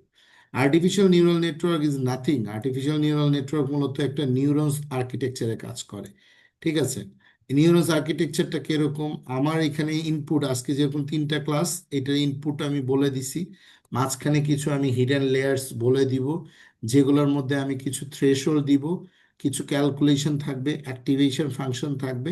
যে লেয়ারগুলো আসলে মূলত আমার এই ক্লাসের আইডেন্টিফিকেশন থেকে মানে ইনপুট থেকে আমি যদি 10টা ইনপুট দিই, বা আজকে যেরকম আমরা দিলাম 21টা ইনপুট, আর আমার আউটপুট হচ্ছে 3টা, তাহলে সে এখান থেকে ক্যালকুলেশন করতে করতে করতে করতে বলে দিতে পারবে আমার এই 3টা মানে ইনপুটের উপর বেস করে আমার আউটপুট আসলে কোনটা। তার মানে এই যে আহ, মানে অ্যানালাইসিস গুলো, এই অ্যানালাইসিস গুলো করার যে ক্যাপাসিটি, এটা হচ্ছে মানুষের শরীরের যেই স্নায়ু, স্নায়ু যেভাবে কাজ করে, নার্ভাল সিস্টেম, এই নার্ভাল সিস্টেমের থিওরি থেকে আর্টিফিশিয়াল নিউরাল নেটওয়ার্কটা আসছে। এবং আর্টিফিশিয়াল নিউরাল নেটওয়ার্ক হচ্ছে বেসিক কনসেপ্ট। এই কনভলিউশন নিউরাল নেটওয়ার্কের বেসিক কনসেপ্ট হচ্ছে আর্টিফিশিয়াল নিউরাল নেটওয়ার্ক। এরপর হচ্ছে আমার এই রিকার্সিভ নিউরাল নেটওয়ার্কের বেসিক কনসেপ্ট হচ্ছে আর্টিফিশিয়াল নিউরাল নেটওয়ার্ক। সো আমরা আর্টিফিশিয়াল নিউরাল নেটওয়ার্ককে আমরা ক্লাসিফিকেশন করব আজকে ডেটাসেট, এই যে ফেটাল DF1টা। এটার জন্য আমাদের যে যে জিনিসগুলো লাগবে সেটা হচ্ছে হলো ডেন্স লাগবে, ড্রপ আউট লাগবে, এই ওয়ার্ডগুলো আজকে নতুন, সিকোয়েন্সিয়াল লাগবে, অপটিমাইজার, এবং অপটিমাইজার অনেক রকমের হয়। আপনার প্রত্যেকটা ওয়ার্ড ধরে ধরে এখানে আপনারা প্র্যাকটিস করবেন। আমি একটু হোয়াইট বোর্ডে বোঝাই।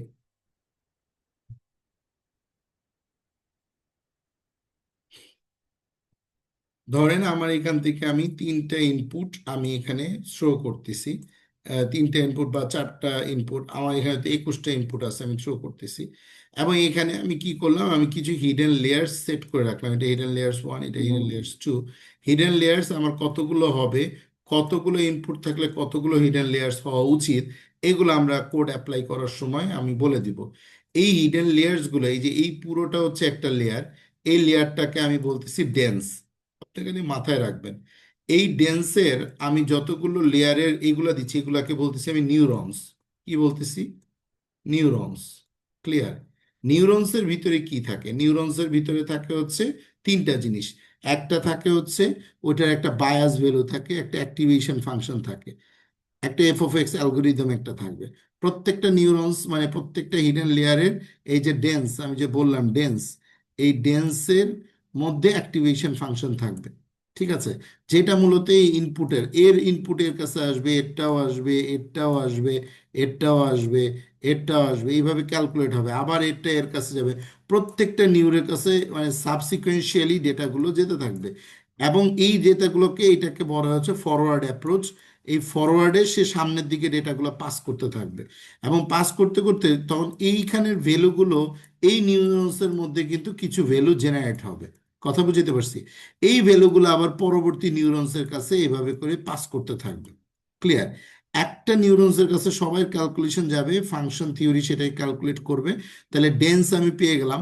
যখন সে এইটার ক্যালকুলেট করতে করতে সে এখানে এই হিডেন লেয়ার্সে এসে একটা ক্যালকুলেশন করে সে যখন ক্লাস আইডেন্টিফাই করতে পারবে, এখানে ধরেন 21টা ইনপুট আছে, এই 21টা ইনপুট থেকে সে একটা ডিসিশন নিয়ে তাকে তো 3টা ক্লাসকে আইডেন্টিফাই করতে হবে। হয় ফেটাল হেলথ আছে, ভালো আছে, ফেটাল হেলথ খারাপ আছে, ফেটাল হেলথের অবস্থা খুবই খারাপ, তাকে এইটা ডিসিশন করতে হবে। তাহলে এইটা হওয়া মানে কি, সে অ্যাপ্রক্স 1 এর কাছাকাছি আসবে এই ক্যালকুলেশন করে, অথবা অ্যাপ্রক্স 2 এর কাছাকাছি আসবে, অথবা অ্যাপ্রক্স 3 এর কাছাকাছি আসবে। এখন এটা আসতে গিয়ে দেখা গেল যে এখানে নিউরনস আছে হচ্ছে 10টা বা 12টা নিউরনস আছে।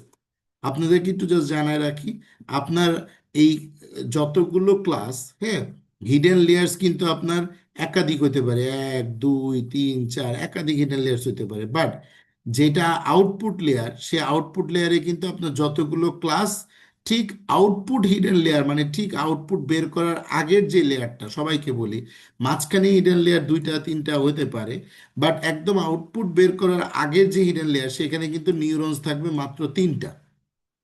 ক্লিয়ার? আর এই মাঝখানের যে হিডেন লেয়ার্স গুলো, এখানে নিউরনস কিন্তু অগণিত থাকতে পারে। এখন এই নিউরনস যে আমি বাড়াবো বা নিউরনস যে আমি কমাবো, এটার উদ্দেশ্যটা কি? উদ্দেশ্যটা হচ্ছে আমার এই ক্যালকুলেশনটাকে অপটিমাইজ করা। ঠিক আছে? আর এই অপটিমাইজ করার সময় আমরা এটাকে বলি কি, এইরকম একটা ইউ শেপে আমরা চিন্তা করি। ধরেন সে প্রথম ডেটা থেকে ক্যালকুলেশন করলো, সে ডিটেক্ট করতে পারলো না, পরে তাকে আমি তার লার্নিং রেটটাকে আরেকটু কমাই দিলাম। এখানে কনসেপ্ট আসে হচ্ছে লার্নিং রেটের একটা কনসেপ্ট আসে এবং অপটিমাইজারের কনসেপ্ট আসে। ওই হিডেন লেয়ার্স গুলোর মধ্যে আমার কি থাকবে? অপটিমাইজার থাকবে এবং লার্নিং রেট বলা থাকবে। লার্নিং রেট যত ছোট ছোট করে লার্নিং রেট হবে, আমি যদি বলি 0.05, তার মানে সে কিন্তু ছোট ছোট করে ওর ডাটাটাকে অপটিমাইজ করতে থাকবে। এবং অপটিমাইজ করতে করতে করতে করতে করতে করতে করতে করতে ও যখন একদম ফাইনাল একটা রেশিওতে আসবে যে ওকে ঠিক আছে, আমার ভ্যালুটা আমি পেয়ে গেছি, হয় 1-এর কাছাকাছি, না 2-এর কাছাকাছি, না 3-এর কাছাকাছি, এই জায়গাটা আসার পরে সে কিন্তু আবার অপটিমাইজেশন ভ্যালু থেকে চেঞ্জ হয়ে যাবে, বেশি দেখাবে অথবা কম দেখাবে। তখন কিন্তু বোঝা যাবে যে আমার মেশিনটা ওভারফিট হওয়া শুরু করছে। সো আমার এই যে অপটিমাইজিং স্টেজে আসা পর্যন্ত আমার এই নিউরনসগুলো কি করতে থাকবে? ক্যালকুলেট করতে থাকবে। তো এইটাকে বলা হচ্ছে ফিড ফরওয়ার্ড। শব্দগুলো আজকে নতুন, বাট আপনারা এগুলো বারবার শুনবেন আগামী 3 ক্লাসে, তখন এই জিনিসগুলো মুখস্থ হয়ে যাবে। সো ক্যালকুলেশন যত সামনের দিকে যাবে এটাকে বলে ফিড ফরওয়ার্ড। আর এই ক্যালকুলেশন করতে গিয়ে যে অপটিমাইজটা হচ্ছে, এই ডেটা লার্নিং রেট এবং অপটিমাইজটা হচ্ছে, এই অপটিমাইজার আবার অপটিমাইজ করার জন্য মানে ওই ভ্যালুটা যাতে একদম কারেক্ট ভ্যালুটাই আসে, এটা রং না আসে বা এটা বেশি বা কম না আসে, এটাকে দেখার জন্য কিন্তু সে অপটিমাইজার ইউজ করে। আর এই অপটিমাইজারটা অনেক রকমের আছে।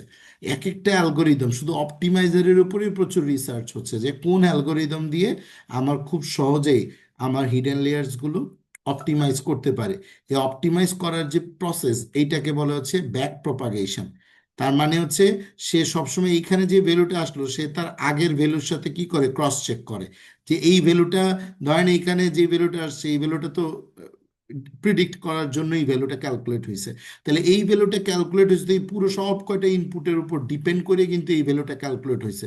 তাহলে আলটিমেটলি সব ইনপুটের উপর ডিপেন্ড করে কিন্তু যখন এই ভ্যালুটা ক্যালকুলেট হয়, তখন কিন্তু সেটা 1 বা 2 এর কাছাকাছি বা 3-এর কাছাকাছি তো একটা না একটা ভ্যালু তো সে দিবে। যখন সেই ভ্যালুটা আবার পরবর্তী নিউরনের সাথে ক্যালকুলেট হয়, তখন দেখে যে এই ভ্যালু এবং এই ভ্যালুর মধ্যে আসলে ইরর রেশিওটুকু কতটুকু আছে।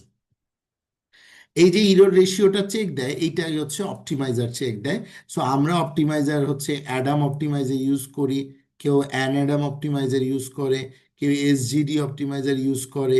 প্রচুর অপটিমাইজার আছে, 7 রকমের অপটিমাইজার আছে, যেগুলো আপনারা ফর দ্য টাইম বিং এই অপটিমাইজারগুলো ইউজ করবেন এবং করলে আপনি বুঝতে পারবেন। তো আমি আজকে জাস্ট সিম্পল একটা অপটিমাইজার ইউজ করে আমি একটা মডেল বিল্ড করি, আর্টিফিশিয়াল নিউরাল নেটওয়ার্কের একটা মডেল, কাস্টম মডেল আমি বিল্ড করতেছি। কোনো ধরনের আমরা existing model artificial neural network use করব না। তার মানে ফরওয়ার্ডলি ক্যালকুলেট করার জন্য আমার সিকোয়েন্সিয়াল ক্লাসটা লাগবে, আর হিডেন লেয়ার্স দেওয়ার জন্য আমার ডেন্স ক্লাসটা লাগবে। আর যদি কোনো নিউরনস একাধিকবার একই ক্যালকুলেশন বের করে ফেলতে পারে, তাহলে সেইটাকে আমরা ইচ্ছা করলে নিউরনসকে আমরা কমাই দিতে পারি, যে ক্যালকুলেশন করতে করতে বারবার একই ভ্যালু আসলে ওটাকে আমি ড্রপ আউট করতে পারি। আর আমার হচ্ছে অপটিমাইজার, আমি নিচ্ছি আজকে হচ্ছে অ্যাডাম। আপাতত আপনারা অ্যাডামটাই মাথায় রাখেন।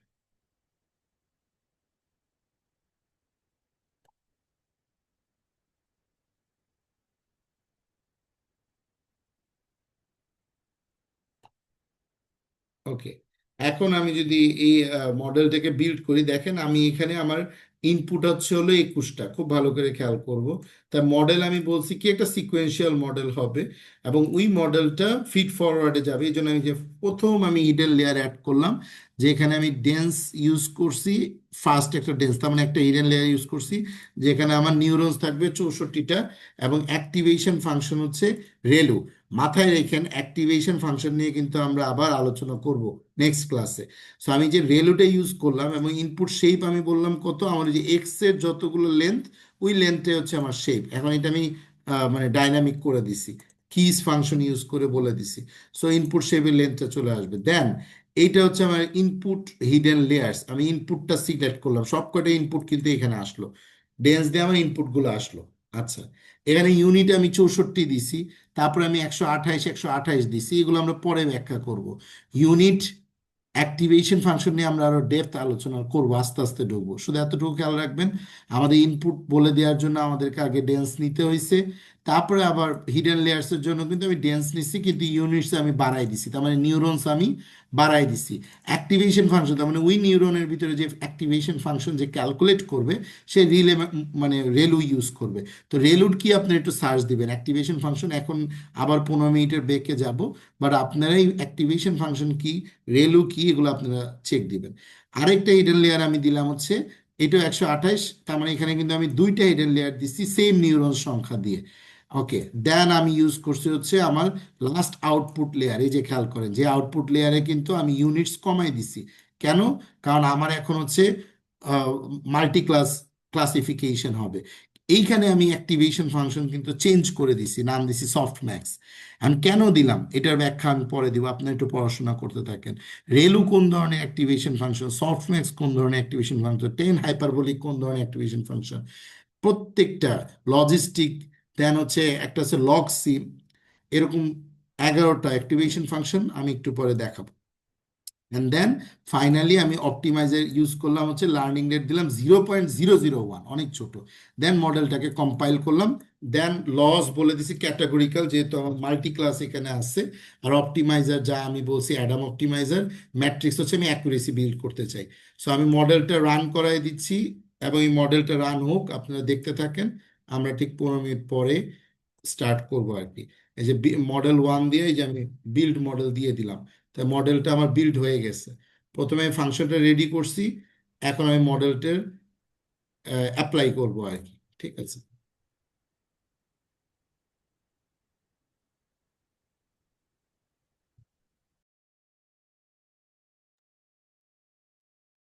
এই আমরা লাস্ট সেশন আজকের ক্লাসের। সো এখন আমরা যে কাজগুলো করব সেই কাজ তো অ্যাপ্রক্স মেশিন লার্নিং এ যা যা করছি আমরা তাইতেই করব। আলটিমেটলি মেশিন লার্নিং এ আমরা যেটা করছি, আমরা ট্রেন টেস্ট স্প্লিট করছি। তো আমরা যেহেতু স্প্লিট করেই রাখছি, আমার তো আর স্প্লিট করার প্রয়োজন নাই। এক্স ট্রেন ওয়াই ট্রেন পে অলরেডি আমার ডেটা 30% টেস্ট, ওইটার আবার 50% টেস্টের থেকে আবার আমি ভ্যালিডেশনের জন্য আলাদা ভেরিয়েবলে রাখছি। তারপরেও যদি আপনার কাছে আহ, এরকম অ্যাপ্রোচ আপনি না যান, বেস্ট প্র্যাকটিস হচ্ছে মডেল রান করানোর আগে আমার হচ্ছে প্রত্যেকটা জিনিস আরেকবার একটি স্প্লিট করে নিয়ে। সো আমরা এখন যেটা করব সেটা হচ্ছে যে আমরা স্যাম্পল সাইজগুলোকে elaborately, number of samples is less then epoch is increase. এখানে আমি একটা জিনিস ইনফরমেশন বলে দিলাম। একটা কথা আসছে ইপক। ইপক মানে একটা মেশিন যতবার, ডিপ লার্নিং এ একটা মেশিন যতবার রান করে ওইটাকে আমরা এক একবার রান টাইম, প্রতিবার রান টাইমে আমরা একটা করে ইপক বলবো। কারণ আমি যখনই মেশিনের এই ফার্স্ট হিডেন লেয়ারের যখন আমি একটা ক্যালকুলেশন বলবো, তখন এই ক্যালকুলেশনটা করার জন্য কিন্তু তাকে একটা স্পেসিফিক টাইম লাগবে। তো ওই টাইমটাতে আমার প্রতিবার যখন ওই মডেল নিউরনস গুলো কাজ করবে ততবার কিন্তু আমার টাইম লাগবে। ঠিক আছে, হয়ে গেল আমার।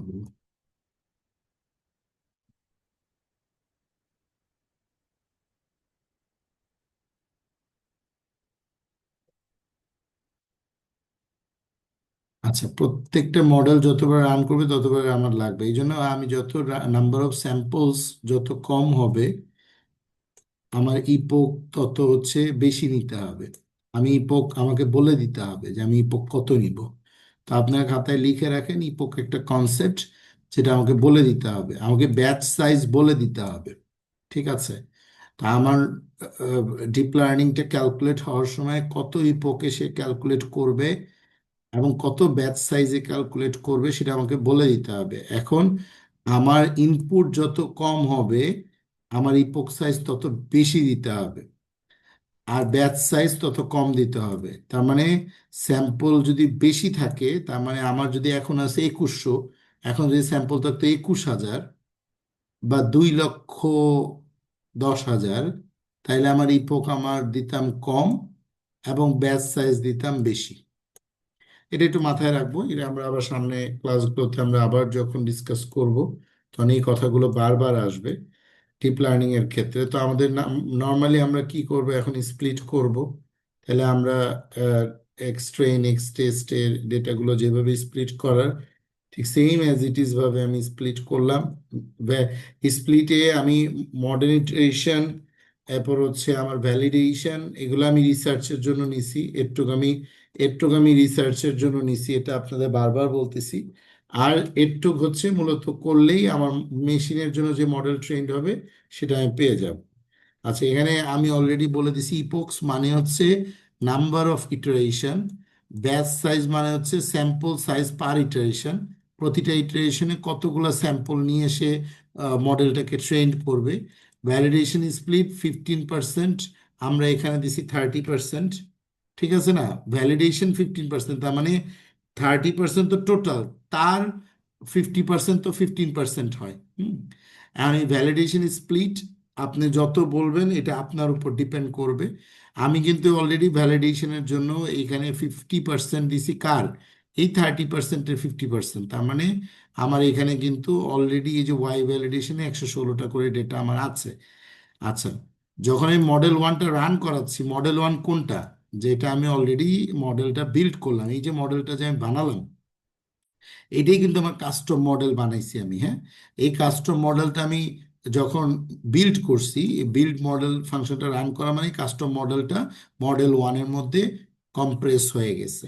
এবার মডেল ওয়ানের সামারি যদি আমি দেখি, এই যে দেখেন আমার ডেন্স ওয়ান মানে কি, আমার hidden layer, dense two hidden layer, dense three হচ্ছে আমার আউটপুট লেয়ার। ঠিক আছে, এগুলার প্যারামিটারগুলো আমার এখানে অলরেডি অটোমেটিকলি প্যারামিটার সেট হয়েছে, আমি প্যারামিটার বলি নাই। এখন আমি মডেল ওয়ানটা ফিট করার সময় আমার এক্স ট্রেনে কত ইনপুট দিচ্ছি, আমি যদি কার্সরটা এক্স ট্রেনের উপর ধরি, তাহলে আমার কিন্তু এক্স ট্রেনে কিন্তু একটা স্পেসিফিক ডেটা, প্রায় 539টা ডেটা, মানে 70% এখানে আছে। ওয়াই ট্রেনে কি আমার 539টা ডেটাই থাকার কথা। ইপক্সে আমি বলছিলাম আমি আমি কিন্তু ইপক্স দিয়ে দিতে হবে, ব্যাচ সাইজ দিয়ে দিতে হবে। আপনারা শুধু দেখবেন ইপক্স 250 না 150 না 300 না 500, আমি ইপক্স কত দিব আমি উপরে বলে দিছি। ইপক্স কখন বাড়বে আর ইপক্স কখন কমবে, সেম ভাবে উপরে আমি বলে দিছি ব্যাচ সাইজ কখন বাড়বে কখন কমবে। এটা বলছি রিসার্চারদের জন্য। মিনিমাম 16, ম্যাক্সিমাম আপনার 64, 128 ব্যাচ সাইজ হতে পারে, but minimum batch size better. Split size আমি 15% দিয়ে দিছি, তার মানে এই এক্স ট্রেন এবং ওয়াই ট্রেনের যে ডেটা তার 15% নিয়ে কিন্তু সে ভ্যালিডেট করবে হিস্ট্রিটাকে। এখন এই হিস্ট্রি ওয়ানটা কি হবে, এই হিস্ট্রি ওয়ান কিন্তু লিস্ট আকারে, এর উপরে এটা কিন্তু একটা অ্যারে আকারে জমা হবে যতবার আমি মডেলটা রান করব। এই যে আমি এখানে ইটারেশন সাইজ আমি বলে দিছি, এবং সে ওই ইটারেশন ওয়াইজ কিন্তু দেখেন এখানে 250 বার ইটারেশন করবে। দেখেন আপনার এই যে প্রত্যেকটা ইটারেশন কিন্তু অলরেডি 250 বার শুরু হয়ে গেছে। তার মানে হচ্ছে কি আমার 250-এর মধ্যে 93 টাইম, 100 টাইম অলরেডি হয়ে গেছে, 114। যেহেতু এটা সিএসভি ডাটা সেট, এবং প্রতিবার যখন সে ইটারেশন করতেছে ততবার কিন্তু তার অ্যাকুরেসি বের হচ্ছে, লস বের হচ্ছে, ভ্যালিডেশন অ্যাকুরেসি বের হচ্ছে, ভ্যালিডেশন লস বের হচ্ছে।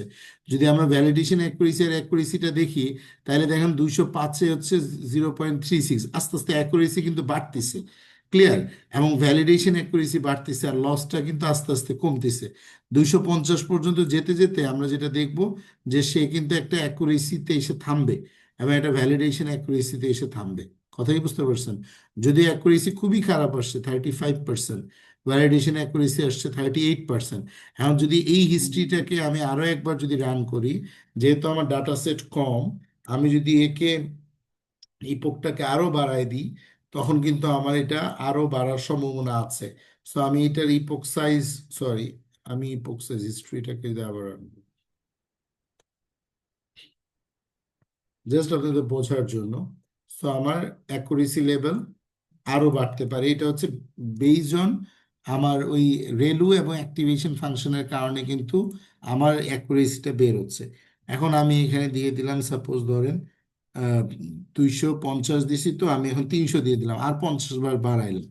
দেখেন এই হিস্ট্রিটা যখনই হচ্ছে, এখন আগের হিস্ট্রি ওয়ান কিন্তু আমার কি হয়ে গেল, ডিলেট হয়ে গেল। আর নতুন করে হিস্ট্রি ওয়ান, এই যে 300 বারের মধ্যে 11 বার হইলো, 12, 13, 14, 15, 16, এভাবে করে 300 বার রান করলে আমার অ্যাকুরেসি লেভেল কিন্তু বাড়বে। এই যে অলরেডি 40-তে চলে আসছে। ঠিক আছে? আমরা দেখার চেষ্টা করতেছি যে আমার অ্যাকুরেসি লেভেল বাড়তেছে কিনা বা বাড়ার একটা কোনো সম্ভাবনা আছে কিনা, ভ্যালিডেশন অ্যাকুরেসি বাড়তেছে কিনা আমরা একটু চেক দিয়েছি।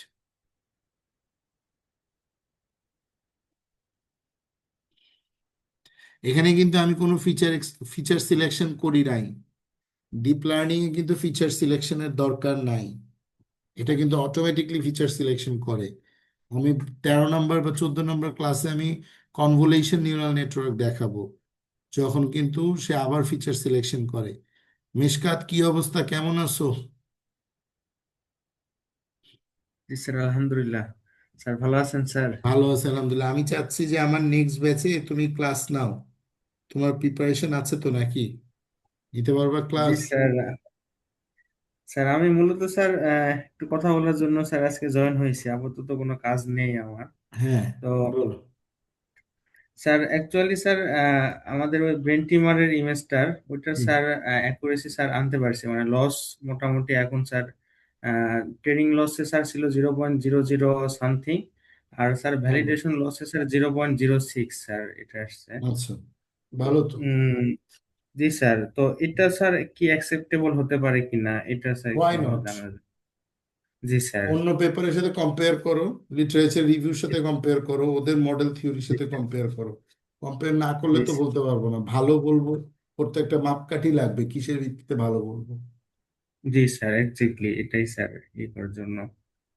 জি স্যার, আমি মূলত স্যার জয়েন হইতেছি যে প্রিভিয়াসে স্যার মোটামুটি রেকর্ড গুলা কভার করলাম, আবার স্যার একটু দেখি নতুন কিছু শিখতে পারি কিনা। আমার এখন টিচার লাগবে, বুঝছো? জি এই স্যার, জন্য এক্স্যাক্ট। এই জন্য তোমায় বললাম, তুমি রেডি হইলে আমাকে একটু সিভি পাঠাই দিও। হুম, ওকে স্যার, ইনশাল্লাহ স্যার ঠিক পাঠাবো। আছে। জি স্যার। ওকে, আমরা 300 বার অলরেডি এটা রান করছি, একটু দেখি কি অবস্থা। এটা 300 বার আমরা রান যদি হয়ে থাকে, আমাদের ফাইনাল একুরেসি কিছুটা বাড়লো কিনা, জাস্ট একটু বোঝার জন্য। আমাদের এর আগেই 37 আসছিল, আর এখন 39 হয়েছে, তার মানে এটা এর চেয়ে বেশি অ্যাকুরেসি দিবে না। আমার মডেলটাকে তাহলে চেঞ্জ করতে হবে, প্রি প্রসেসিং ইটারেশনটাকে আমাকে ইমপ্রুভ করতে হবে। ঠিক আছে, আচ্ছা হোয়াট এভার, আমরা আজকে ফার্স্ট টাইম বোঝার জন্য আর কি এটা দিলাম। এখন আমি হিস্ট্রি ওয়ানের একটু হিস্ট্রিটাকে ডাটা ফ্রেম আকারে দেখব। তাহলে ডাটা ফ্রেমের জন্য আমরা কি করি, পান্ডাস ডাটা ফ্রেম ইউজ করি, হিস্ট্রি ওয়ান ডট হিস্ট্রি। এটা যদি দেই, তাহলে এখন এই যে হিস্ট্রি ওয়ানের মধ্যে এই পুরো ডেটাটা, এই যে হিস্ট্রি ওয়ানের মধ্যে লিস্ট আকারে আছে, ওই লিস্টটা এখানে জাস্ট আমাকে শো করতেছে। এখন ডিয়ার পার্টিসিপেন্টস, আমরা নেক্সট টাইম যেটা দেখবো সেটা হচ্ছে, আমরা এই হিস্ট্রি ওয়ানে এটা যতবার রান করাচ্ছি ততবার হিস্ট্রি ডাটাটা আসছে। বাট দেখা যাবে আমরা যখন ইমেজ নিয়ে বা নয়েজ নিয়ে কাজ করব, ভয়েস নিয়ে কাজ করব, তখন ডেটাগুলা কিন্তু সরাসরি আমার লগ হয়ে আমার ড্যাশবোর্ডে কিন্তু সেটা মানে বারবার রান করে দেখা সম্ভব না। কারণ হিস্ট্রি জেনারেট হইতেই আমার প্রায় 7 ঘন্টা 8 ঘন্টা লাগবে। এর মাঝে নেট চলে যেতে পারে, মানে কারেন্ট প্রবলেম হইতে পারে, বা যে কোনো ধরনের অ্যাক্সিডেন্ট হইতে পারে। তাই আমি যে 2 2.5 ঘন্টা 3 ঘন্টা মডেলটা ট্রেন্ড হইলো, এই ট্রেন্ড হওয়ার ডেটাটা তো এক জায়গায় রাখতে হবে। এই প্রসেসগুলো কিন্তু আমরা শিখবো। আপাতত আমরা জাস্ট ভেরিয়েবলের মধ্যেই আমাদের হিস্ট্রিটা রাখতেছি, এবং হিস্ট্রিটা থেকে আমরা কনফিউশন ম্যাট্রিক্সটা এখন বের করে ফেলবো। যেহেতু আমরা এখন এটার যদি আমরা ভ্যালিডেশন ফ্রেমিং করতে চাই, এই হিস্ট্রিটার অ্যাকুরেসি এবং ভ্যালিডেশন অ্যাকুরেসি কিন্তু আমার অলমোস্ট কাছাকাছি। হ্যাঁ, এবং এটার গ্রাফটা আমার কিন্তু খুবই বাজে একটা গ্রাফ আসবে, এই যে সিম্পল লাইনে আছে, তার মানে আমার অ্যাকুরেসি লেভেল হচ্ছে খুবই খারাপ, ভ্যালিডেশন লেভেলও খুবই খারাপ, ভালো আসলো না। আমাকে এবার ইমপ্রুভ করতে হবে। আমাকে এটা ইমপ্রুভ করার জন্য আমাকে কি করতে হবে, ডাটা সেটটাকে স্কেলিং করতে হবে। কেন? কারণ আমার ডাটা সেটের মধ্যে এমনভাবে ডেটাগুলো আছে, প্যারাডিম ফ্র্যাকশন ভ্যালু আছে, এটা নর্মালাইজড ওয়েতে নাই। যেমন গত ক্লাসে আমার সাথে মেবি সবুজ ভাইয়ের নাকি ইয়াসিন ভাইয়ের কথা হলো যে ডেটা সেটের প্রত্যেকটা কলামকে আমার নর্মালাইজড ওয়েতে আনতে হবে। আমার যেহেতু এটা ফেটাল ডিএফ ওয়ানের ডেটা সেট, একে নর্মালাইজড করা না করলে আমি আসলে ফ্র্যাকশন ভ্যালু আমার রয়ে যাবে। ঠিক আছে, এই যে আমি ফেটাল ডিএফ ওয়ানটাই, আমার এখানে যদি প্রত্যেকটা ডাটা সেট দেখবো একদম খুবই ফ্র্যাকশন 0.002, মানে যেগুলো হাইলি কোরিলেট। এই যে 149 থেকে 133, মানে ডিফারেন্স ভেরিয়েশনটাও অনেক বেশি একই কলামের মধ্যে। অনেক বেশি ভেরিয়েশন আছে, যে কই 28 কই 49, তাহলে আমার মেশিন তো আসলে এইভাবে প্রেডিক্ট করতে গেলে সে অ্যাবনর্মালিটিস শো করবেই, সেটাই শো করছে এখন। তাহলে আমরা এরকম যদি কোনো সিচুয়েশন হয় যে মেশিন অ্যাবনর্মালিটিস করতেছে, তখন আমরা ডাটা সেটটাকে কি করব? স্কেলিং করব। স্কেলিং করার জন্য আমাদের কি লাগবে, যাতে ডাটা সেটটা আমার ওভারফিট না হয় এবং ডাটা সেটটা যাতে আমার আন্ডারফিট না হয়, এই জন্য আমাকে ডাটা সেটটাকে স্কেলিং করতে হবে। If the accuracy in validation of accuracy of data is very gap, অনেক গ্যাপ আসছে আমাদের অলরেডি, মানে খুবই বাজে অবস্থা, that means model is overfitted আর underfitted, no scaling must be applied. তার মানে এইটার মধ্যে আসলে স্কেলিংটা আমাকে অ্যাপ্লাই করতেই হবে। ওকে, এখন আমি যখন স্কেলিংটা করব, তাহলে আমাকে কি করতে হবে? মিন ম্যাক্স স্কেলার ইউজ করতে হবে, এবং ওই প্রত্যেকটা কলামের ডেটাকে আমাকে 0 থেকে 1-এর মধ্যে আনতে হবে। তাহলে এই জন্য আমি এখানে মিন ম্যাক্স স্কেলার ইউজ করছি, এটা একটা নতুন কনসেপ্ট আজকে। মিন ম্যাক্স স্কেলারের ফিচার রেঞ্জ আমি যা ইচ্ছা তাই দিতে পারি। আমার ডেটা ওইখানে আমি দেখলাম যে সব কয়টা ডেটাই কিন্তু আমি 0 থেকে 1-এর মধ্যে নিয়ে আসতে পারি, এবং সেটা স্কেলারের মধ্যে রেখে ওই স্কেলারটাকে ফিট ট্রান্সফর্ম করবো কার মধ্যে? এক্স ট্রেনের মধ্যে, তার মানে আমার ইনপুট ডেটার মধ্যে।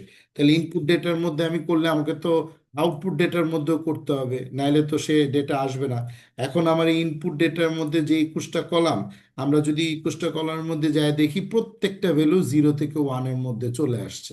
ঠিক আছে, প্রত্যেকটা ভ্যালু। তাহলে আমার জন্য এখন মেশিন ট্রেইনড হইতে সহজ হবে। এখন আমি তাহলে কি ওয়াই টেস্ট স্কেল করা লাগবে, তাহলে সেম জিনিসটাই আমি করব ওয়াই টেস্ট স্কেলে, কিন্তু আমার ইনপুটটা কি হবে? ওই যে এক্স টেস্ট, তার মানে হচ্ছে আমার এই 30%-এর ডেটা। তাহলে এই স্কেল করার পর আমি যদি এখন এই স্কেল দেখি, এখন যদি আমি এই এএনএন মডেলটাকে আরেকটু ডিফারেন্ট ভাবে রান করি, কারণ একটু আগে আমি যেটা করছিলাম, আমি ড্রপ আউট দিই নাই, সিকোয়েন্সিয়াল বলছি। এবার একটু নতুনভাবে মডেলটাকে যদি একটু বিল্ড করি, আসেন দেখি মডেলটা কিরকম। সিকোয়েন্সিয়াল তো থাকবেই নিউরাল নেটওয়ার্কের, ইউনিট 64 দিছি, রেলও দিছি, এবং এর নিচে আমি ড্রপ আউট মানে 20% ড্রপ আউট দিয়ে দিছি, যে যদি আমার দেখা গেছে যে অ্যাকুরেসি ভালো চলে আসছে বা ইরোর রেশিও আমার একই রকম বারবার লস দেখাচ্ছে, তাহলে drop out use for every layer percentage of layer connection drop out neural network in Google, এটা গুগলে একটু সার্চ করলে আমরা বুঝবো। তো ওখান থেকে আমি নিয়ে আসছি। আচ্ছা, এখন হিডেন লেয়ারের মধ্যে আমি ড্রপ আউট ইউজ করছি 20%, প্রত্যেকটা শেষে জাস্ট ড্রপ আউট ইউজ করছি। এখন তাহলে ড্রপ আউট ইউজ করলে কি অ্যাকুরেসি বাড়বে? না, সব সময় কিন্তু বাড়বে না। আমি কোথাও 20%, কোথাও 30, এবং আমি লাস্ট আউটপুট লেয়ারে কিন্তু ড্রপ আউট ইউজ করি নাই। এবং হিডেন লেয়ার একটু আগে ছিল দুইটা, এখন আমি ওই দুইটা হিডেন লেয়ারের পরে আরো একটা হিডেন লেয়ার আমি আউটপুট লেয়ার হিসেবে ইউজ করছি। আর অ্যাডাম অপটিমাইজারে আমি যেরকম লার্নিং রেট ওইরকমই রাখছি, লস বলে দিছি। যদি এটা বাইনারি ক্রস এনট্রপি হইতো, বাইনারি ক্লাসিফিকেশন, তাহলে বাইনারি ক্রস এনট্রপি, আর না হলে এটাকে ক্যাটাগরি ক্রস এনট্রপি দিয়ে আমি কি করলাম? মডেলটাকে রান করলাম। এবার আমি কি করব? এটা হচ্ছে আমার মডেল 2, কারণ মডেল 1 তো আমি একবার করে দেখছি। এভাবে আপনার মডেলগুলো একটু চেঞ্জ করা, যে আমি এক এক সময় এক এক মডেল ইউজ করবো। এখন আমি কি করব? আমি এবার মডেল 2 অথবা এএনএন মডেল 1 নাম দিয়ে এই যে বিল্ড মডেল এএনএন আমি ইউজ করলাম। ঠিক আছে, এখন বিল্ড মডেল এএনএন ইউজ করলে কি হবে? আমার এএনএন মডেলটা কিন্তু এখন রান করবে। এই যে এই মডেলের নাম কি? Build model ANN. এই ফাংশনটা কিন্তু আমার নিজের বানানো ফাংশন। একটু আগে কিন্তু ছিল কি, জাস্ট বিল্ড মডেল নামে একটা ফাংশন, তাই না? ওই ফাংশনটা আমার বানানো ছিল, জাস্ট ওই ফাংশন দিয়ে আমি মডেলটাকে বিল্ড করছি।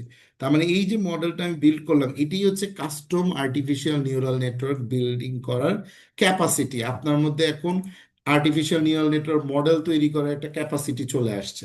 ধরেই নিচ্ছি অ্যাক্টিভেশন ফাংশন আপনার তৈরি করা না, দেন লার্নিং রেট আপনার তৈরি করা না, অপটিমাইজার আপনার তৈরি করা না, কিন্তু ডাটা সেটের উপর দেখে ইন্টারপ্রিটেশন করে আপনি কতগুলো হিডেন লেয়ার দিয়ে বেস্ট আউটপুট পাচ্ছেন, এইটার যে একটা সিকোয়েন্সিয়াল ক্যাপাসিটি, এটাই কিন্তু আপনার মধ্যে বিল্ড করাটাই হচ্ছে রিসার্চারদের মেইন কাজ। এবং যারা আর্টিফিশিয়াল নিউরাল নেটওয়ার্ক নিয়ে কাজ করে, এআই নিয়ে বিশেষ করে কাজ করে ডেটা সায়েন্সে, তারা হচ্ছে মডেলটাই বিল্ড করতে পারে না। এই জন্যই তারা ডেটা সায়েন্টিস্ট হইতে পারে না, তারা ডেটা অ্যানালিস্ট হয়।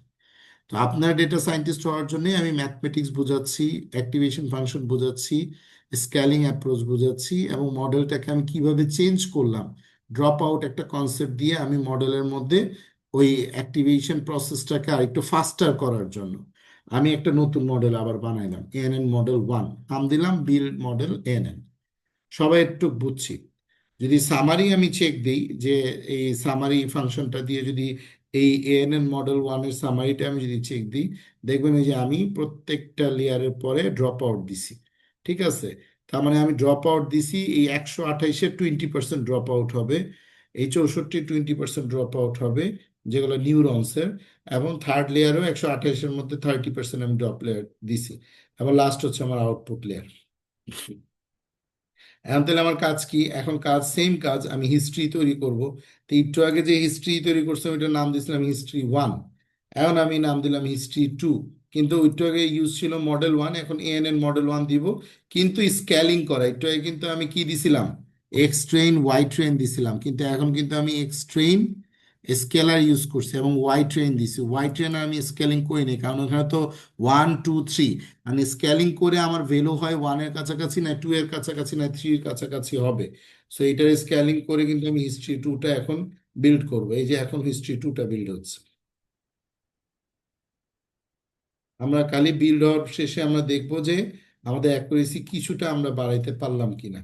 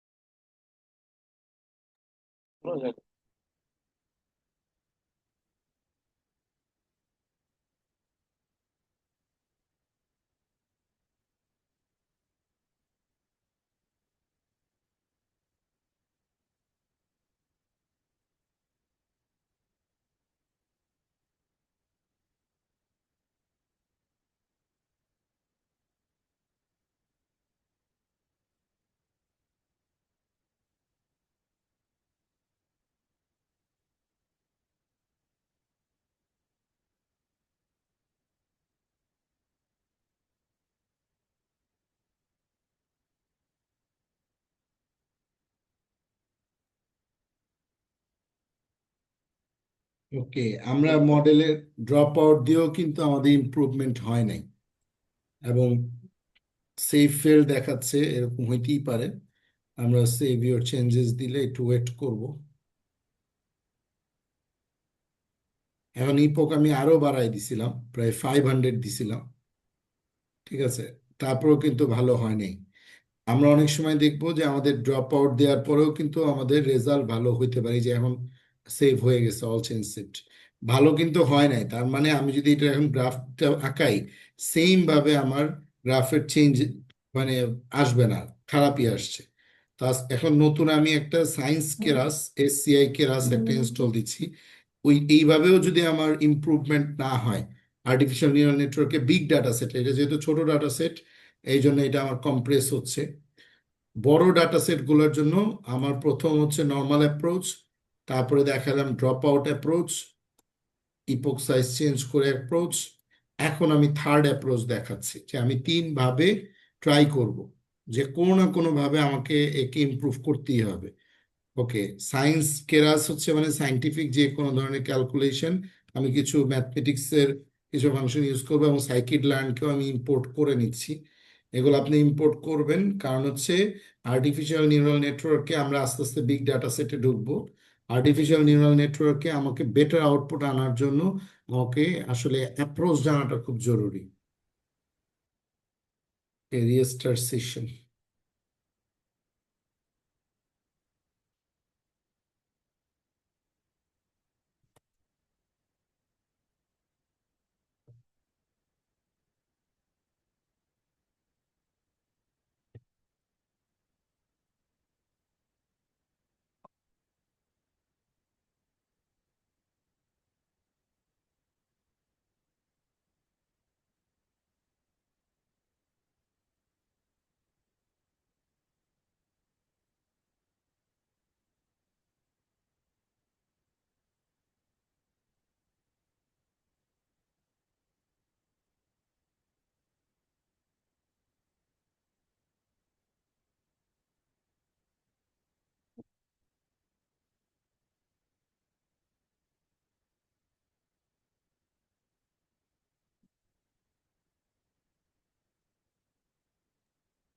হলো সহজ হচ্ছে।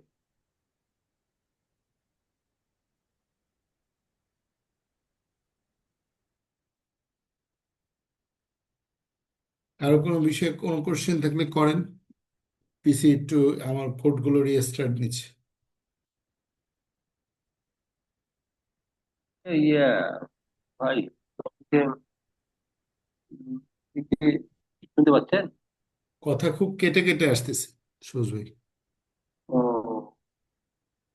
এই যে ব্যাচ ইপক তারপরে আইটি রাষ্ট্রেশন, এই কারণে সম্পর্কটা আপডেটের কথা বলতেছে। এই যে আমি কিছুটা ইয়ে দিয়েছি একটা ইয়ে করে ChatGPT-তে। মানে আপডেটের কথা বলতেছি, আপডেট আইটিরেশন সাথে আপডেট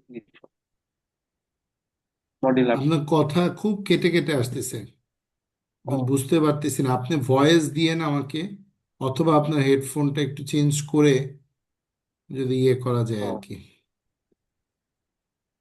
আপনি চ্যাট জিপিটি করছেন, দিয়ে আপডেটেড কি যেন একটা জিনিস বলতেছেন, আমি বুঝতে পারতেছি না। হ্যাঁ হ্যাঁ, আপডেটটা কি মানে আইটিরেশন এর সাথে আপডেটের একটা কথা ইটারেশন বলতেছে বারবার। ইটারেশন ইটারেশন হ্যাঁ ইটারেশন মানে হচ্ছে ইপক। মানে আপনার ভ্যালুটাকে সে আপডেট করতে থাকে, ক্যালকুলেটিভ ভ্যালুটাকে। নিউরাল নেটওয়ার্কের এক লেয়ার থেকে আরেক লেয়ারে যাওয়ার সময় সে ইপক গুলা যখন ক্যালকুলেশন করে, ওই ইপককে বলে ইটারেশন। সে একই কাজ বারবার করতে থাকে, ক্যালকুলেট করতে থাকে। করতে করতে করতে করতে সে একটা কনভার্জেন্স সিচুয়েশনে যায়। ঠিক আছে?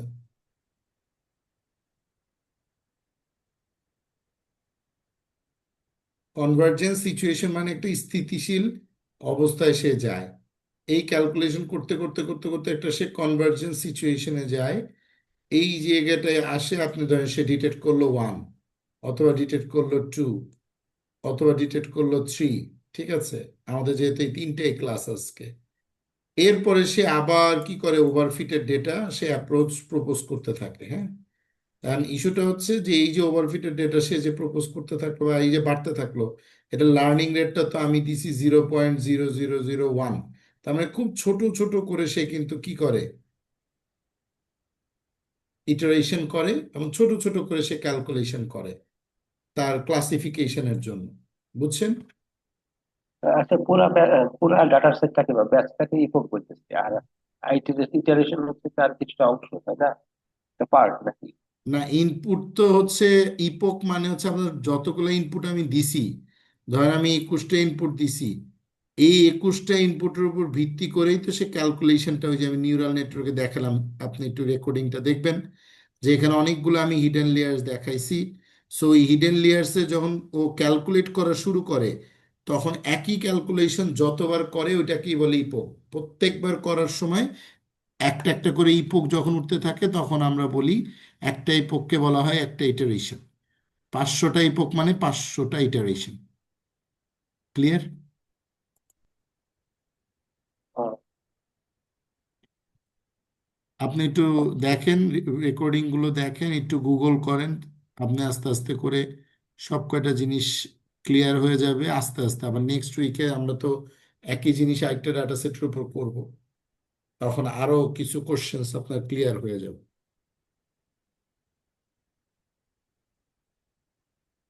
না আমি দেখছি যে ওই যে চ্যাট জিপিটিতে দেখছি যে একটা ব্যাচকে প্রসেস করলে ওটাকে বলছি ইটারেশন, হ্যাঁ, আইটারেশন। পুরো পুরো একবার আর ক্যালকুলেশন শেষ করলে একটা ইটারেশন। আর পুরা ব্যাচটাকে করলে বলতেছি ইপক। অল ব্যাচকে, সব ব্যাচকে করলে বলতেছি যে হ্যাঁ। ইপক। এই জিনিসটা বুঝলাম, মানে ব্যাচ হুম। ব্যাচে ব্যাচে ভাগ করা হয় ডাটা সেটকে, হ্যাঁ, তাই তো? ডাটা সেটটাকে বারবার ক্যালকুলেট করে, ওই একটা করে ওই যে ব্যাচ সাইজ বলে না, পুরো হুম। 32টা ব্যাচ একবারে শেষ হলে একটা ইপো কমপ্লিট হয় আর কি। ওকে, তাহলে আমাদের সাইকিট লার্নের আমরা এখন যতগুলো ফাংশন আছে, আমি প্রত্যেকটা ফাংশন এখন ইনপুট দিব। যেহেতু আমরা দুইভাবে ট্রাই করছি ড্রপ আউটের, স্ট্যান্ডার্ড স্কেলার, আমরা তো মিন ম্যাক্স স্কেলার তো করছি নর্মালাইজ, স্ট্যান্ডার্ড স্কেলার যদি লাগে আমরা করব। মাল্টি লেয়ার পারসেপট্রন ক্লাসিফায়ার আমি নিলাম, accuracy, confusion classification, ROC, curve, AC, এগুলো হচ্ছে আমাদের সব ইভালুয়েশন ম্যাট্রিক্স। লেভেল বাইনারাইজ করা, এটা অলরেডি আমরা মিন ম্যাক্স স্কেলার দিয়ে কিন্তু করে ফেলছি। তার মানে আমরা লেবেলকে, আমার প্রত্যেকটা কলামের ভ্যালুকে আমি কিন্তু স্কেলিং করতে পারি লেবেল বাইনারিজ দিয়ে, স্ট্যান্ডার্ড স্কেলার দিয়ে। ওকে, আচ্ছা, এইবার হচ্ছে আমি dense, activation function, dropout, sequential, Adam, এবং নতুন আরেকটা আমি নিলাম প্যারামেট্রিক রেলু, এটাও অ্যাক্টিভেশন ফাংশন, লিকে রেলু, ইলু, এগুলো সবই কিন্তু অ্যাক্টিভেশন ফাংশন। আজকে আমি সব অ্যাপ্রোচ দেখাচ্ছি আপনাদেরকে, এগুলো নিয়ে আমাদের প্রত্যেকটা ক্লাসেই আলাপ আলোচনা হবে। এই অ্যাক্টিভেশন ফাংশনগুলো হচ্ছে প্রত্যেকটা আলাদা আলাদা অ্যালগোরিদম, এবং আপনারা দেখবেন আমাদের ক্লাসরুমে এগুলো হচ্ছে দেয়া আছে। সো আমি একটু আগে কিন্তু মিন ম্যাক্স স্কেলার করছিলাম, এখন আমি সরাসরি স্কেলিং করতেছি হচ্ছে আপনার এক্স ওয়াই নিচ্ছি সিকোয়েন্সিয়াল, এবং স্ট্যান্ডার্ড স্কেলার আমি করব এবার। মানে আমার ওর ভিতরে যতগুলো ভ্যালু আছে আমি স্ট্যান্ডার্ড স্কেলার করব, মিন ম্যাক্স দিয়ে তো ভালো আসে নাই। দেন স্কেলারটাকে ফিট ট্রান্সফর্ম করবে ইনপুটের জন্য, সেম ভাবে আমি যেভাবে স্প্লিট করছি একবারে কোডটা সাজাইছি। এখন সেইখানে আমি শুধু আমার যে নিউরনস, আমি একটু আগে যে ইপক্সগুলো বললাম, এইটার আমি একটা কম্বিনেশন সেট করে নিছি। নেক্সট ক্লাসে এখান থেকে আমরা স্টার্ট করব, এই কম্বিনেশনসগুলো নিয়ে আলাপ আলোচনা হবে যে আমাদের যে হিডেন লেয়ারগুলো আছে তার মধ্যে আমি 4টা হিডেন লেয়ার নিছি, এবং প্রত্যেকটা হিডেন লেয়ার দেখেন 4টা করে। তার মানে নিউরনস নিচ্ছি কয়টা, 1টা 2টা 3টা 4টা 5টা 6টা 7টা 8টা 9টা 10টা 11টা 12টা, এই 12টা নিউরনস আমি নিচ্ছি। তার মানে প্রত্যেকটা হিডেন লেয়ারে কিন্তু আমার এই নিউরনস কত, কোথাও 6টা, কোথাও 12টা, কোথাও 5টা 8টা, র্যান্ডম এখানে বসানো হয়েছে, এই র্যান্ডম আমি নিছি, এবং ইপোক আমি র্যান্ডম নিছি। ঠিক আছে, এবার আমি 500টা ইপোক দিই নাই। রেজাল্টস নেওয়ার জন্য আমি একটা অ্যারে নিছি, নর্মালি যেভাবে মেশিন লার্নিংয়ে নিছি ওইভাবেই, এবং এই কম্বিনেশনগুলোর মধ্যে থেকে একটা একটা করে কম্বিনেশন আমি ধরবো হিডেন লেয়ার্সে। এবং এই যে আমি এটা হচ্ছে আমার ইনপুট লেয়ার, একদম শেপ, ইনপুট শেপ আকারে ঢুকবে। দেন এটা হচ্ছে আমার হিডেন লেয়ার, এটাও হিডেন লেয়ার, এইটাও হিডেন লেয়ার, এইটা হচ্ছে আমার output layer. Soft max use করলাম। ক্লিয়ার? এখন এইখানে কিন্তু আমি কি করছি, আমার এই কম্বিনেশন যেই ফোল্ডারটা বানাইছি সেইখানে এইখান থেকে আমি নিব হচ্ছে নিউরনসগুলো, আর এইখান থেকে নিব ইপোকগুলো, যার কারণে এটা হচ্ছে আমার 0 নাম্বার ইন্ডেক্স, এটা হচ্ছে আমার 1 নাম্বার ইন্ডেক্স, এটা হচ্ছে 2 নাম্বার ইন্ডেক্স। আমি কিভাবে লিস্ট বানাইতে হয় এটা তো আপনাদেরকে দেখাইছিলাম গত ক্লাসে। সেইভাবে আমি লিস্ট বানাই যে 0 1 2 3, তার মানে 4টা করে নিউরনস এখানে আমি ভ্যালু নিয়ে আসব। এখানে আসবে ধরেন যদি 0 ইন্ডেক্সে সব কয়টা ভ্যালু আসে, তার মানে 6 5 12 13, 6 5 12 13 এবং 68, তাইলে এইখানে আসবে হচ্ছে নিউরনসের, এখানে আসবে হচ্ছে 6টা নিউরন, 12টা নিউরন, 13টা নিউরন, ওই যে ওখানে যা আছে ওইভাবে আসবে। এবং তার শেপ আসবে আমার ওই টোটাল এক্স ট্রেনের যে শেপ। এবং ইপক্সে কিন্তু কম্বিনেশনের ইপক্স, তার মানে ওখানে কত ছিল 68, তাহলে ইপক্সে আসবে 68, এইভাবে ফিট হবে। যতবার সেই মডেলটা ফিট হবে ততবার সে মডেলটা প্রিডিক্ট করবে এক্স ট্রেনের উপর ভ্যালু বেস করে, সে ওয়াই ট্রেনের প্রিডিকশন আসবে, ওয়াই টেস্টের প্রিডিকশন আসবে এক্স টেস্ট ইনপুটের উপর বেস করে, ওয়াই ভ্যালিডেশন প্রিডিক্ট আসবে হচ্ছে এক্স ভ্যালিডেশনের উপর ইনপুট করে। তার মানে 70% ডেটার উপরে বেস করে প্রেডিকশন হয়ে 15% ডেটার একটা প্রেডিকশন ভ্যালু আসবে। এবং যেটা আসবে সেটা হচ্ছে ওয়াই ট্রেন আর ওয়াই প্রেডিক্টের ভিতরে অ্যাকুরেসি, তার মানে train accuracy, test accuracy, mean square error, precision, recall, F1 score, accuracy, validation, সব কিছু আনার পর আমি একটা রেজাল্ট অ্যাপিয়ারেন্ট করব। রেজাল্ট অ্যাপিয়ারেন্ট করে আমি দেখব যে আমার এই মডেলটা কত নাম্বার কম্বিনেশনে কত ভালো আমার আউটপুট দেয়। যেহেতু আমি ডিপ লার্নিংই ইউজ করছি, artificial neural network, but custom neurons, custom epochs, fixed করে দেই নাই যে 500টা বা 250টা, ফিক্সড করি নাই, র্যান্ডম আমি দিয়ে দেখার চেষ্টা করব যে এইবার আমার রেজাল্ট ইমপ্রুভ করা পসিবল কিনা। Will try.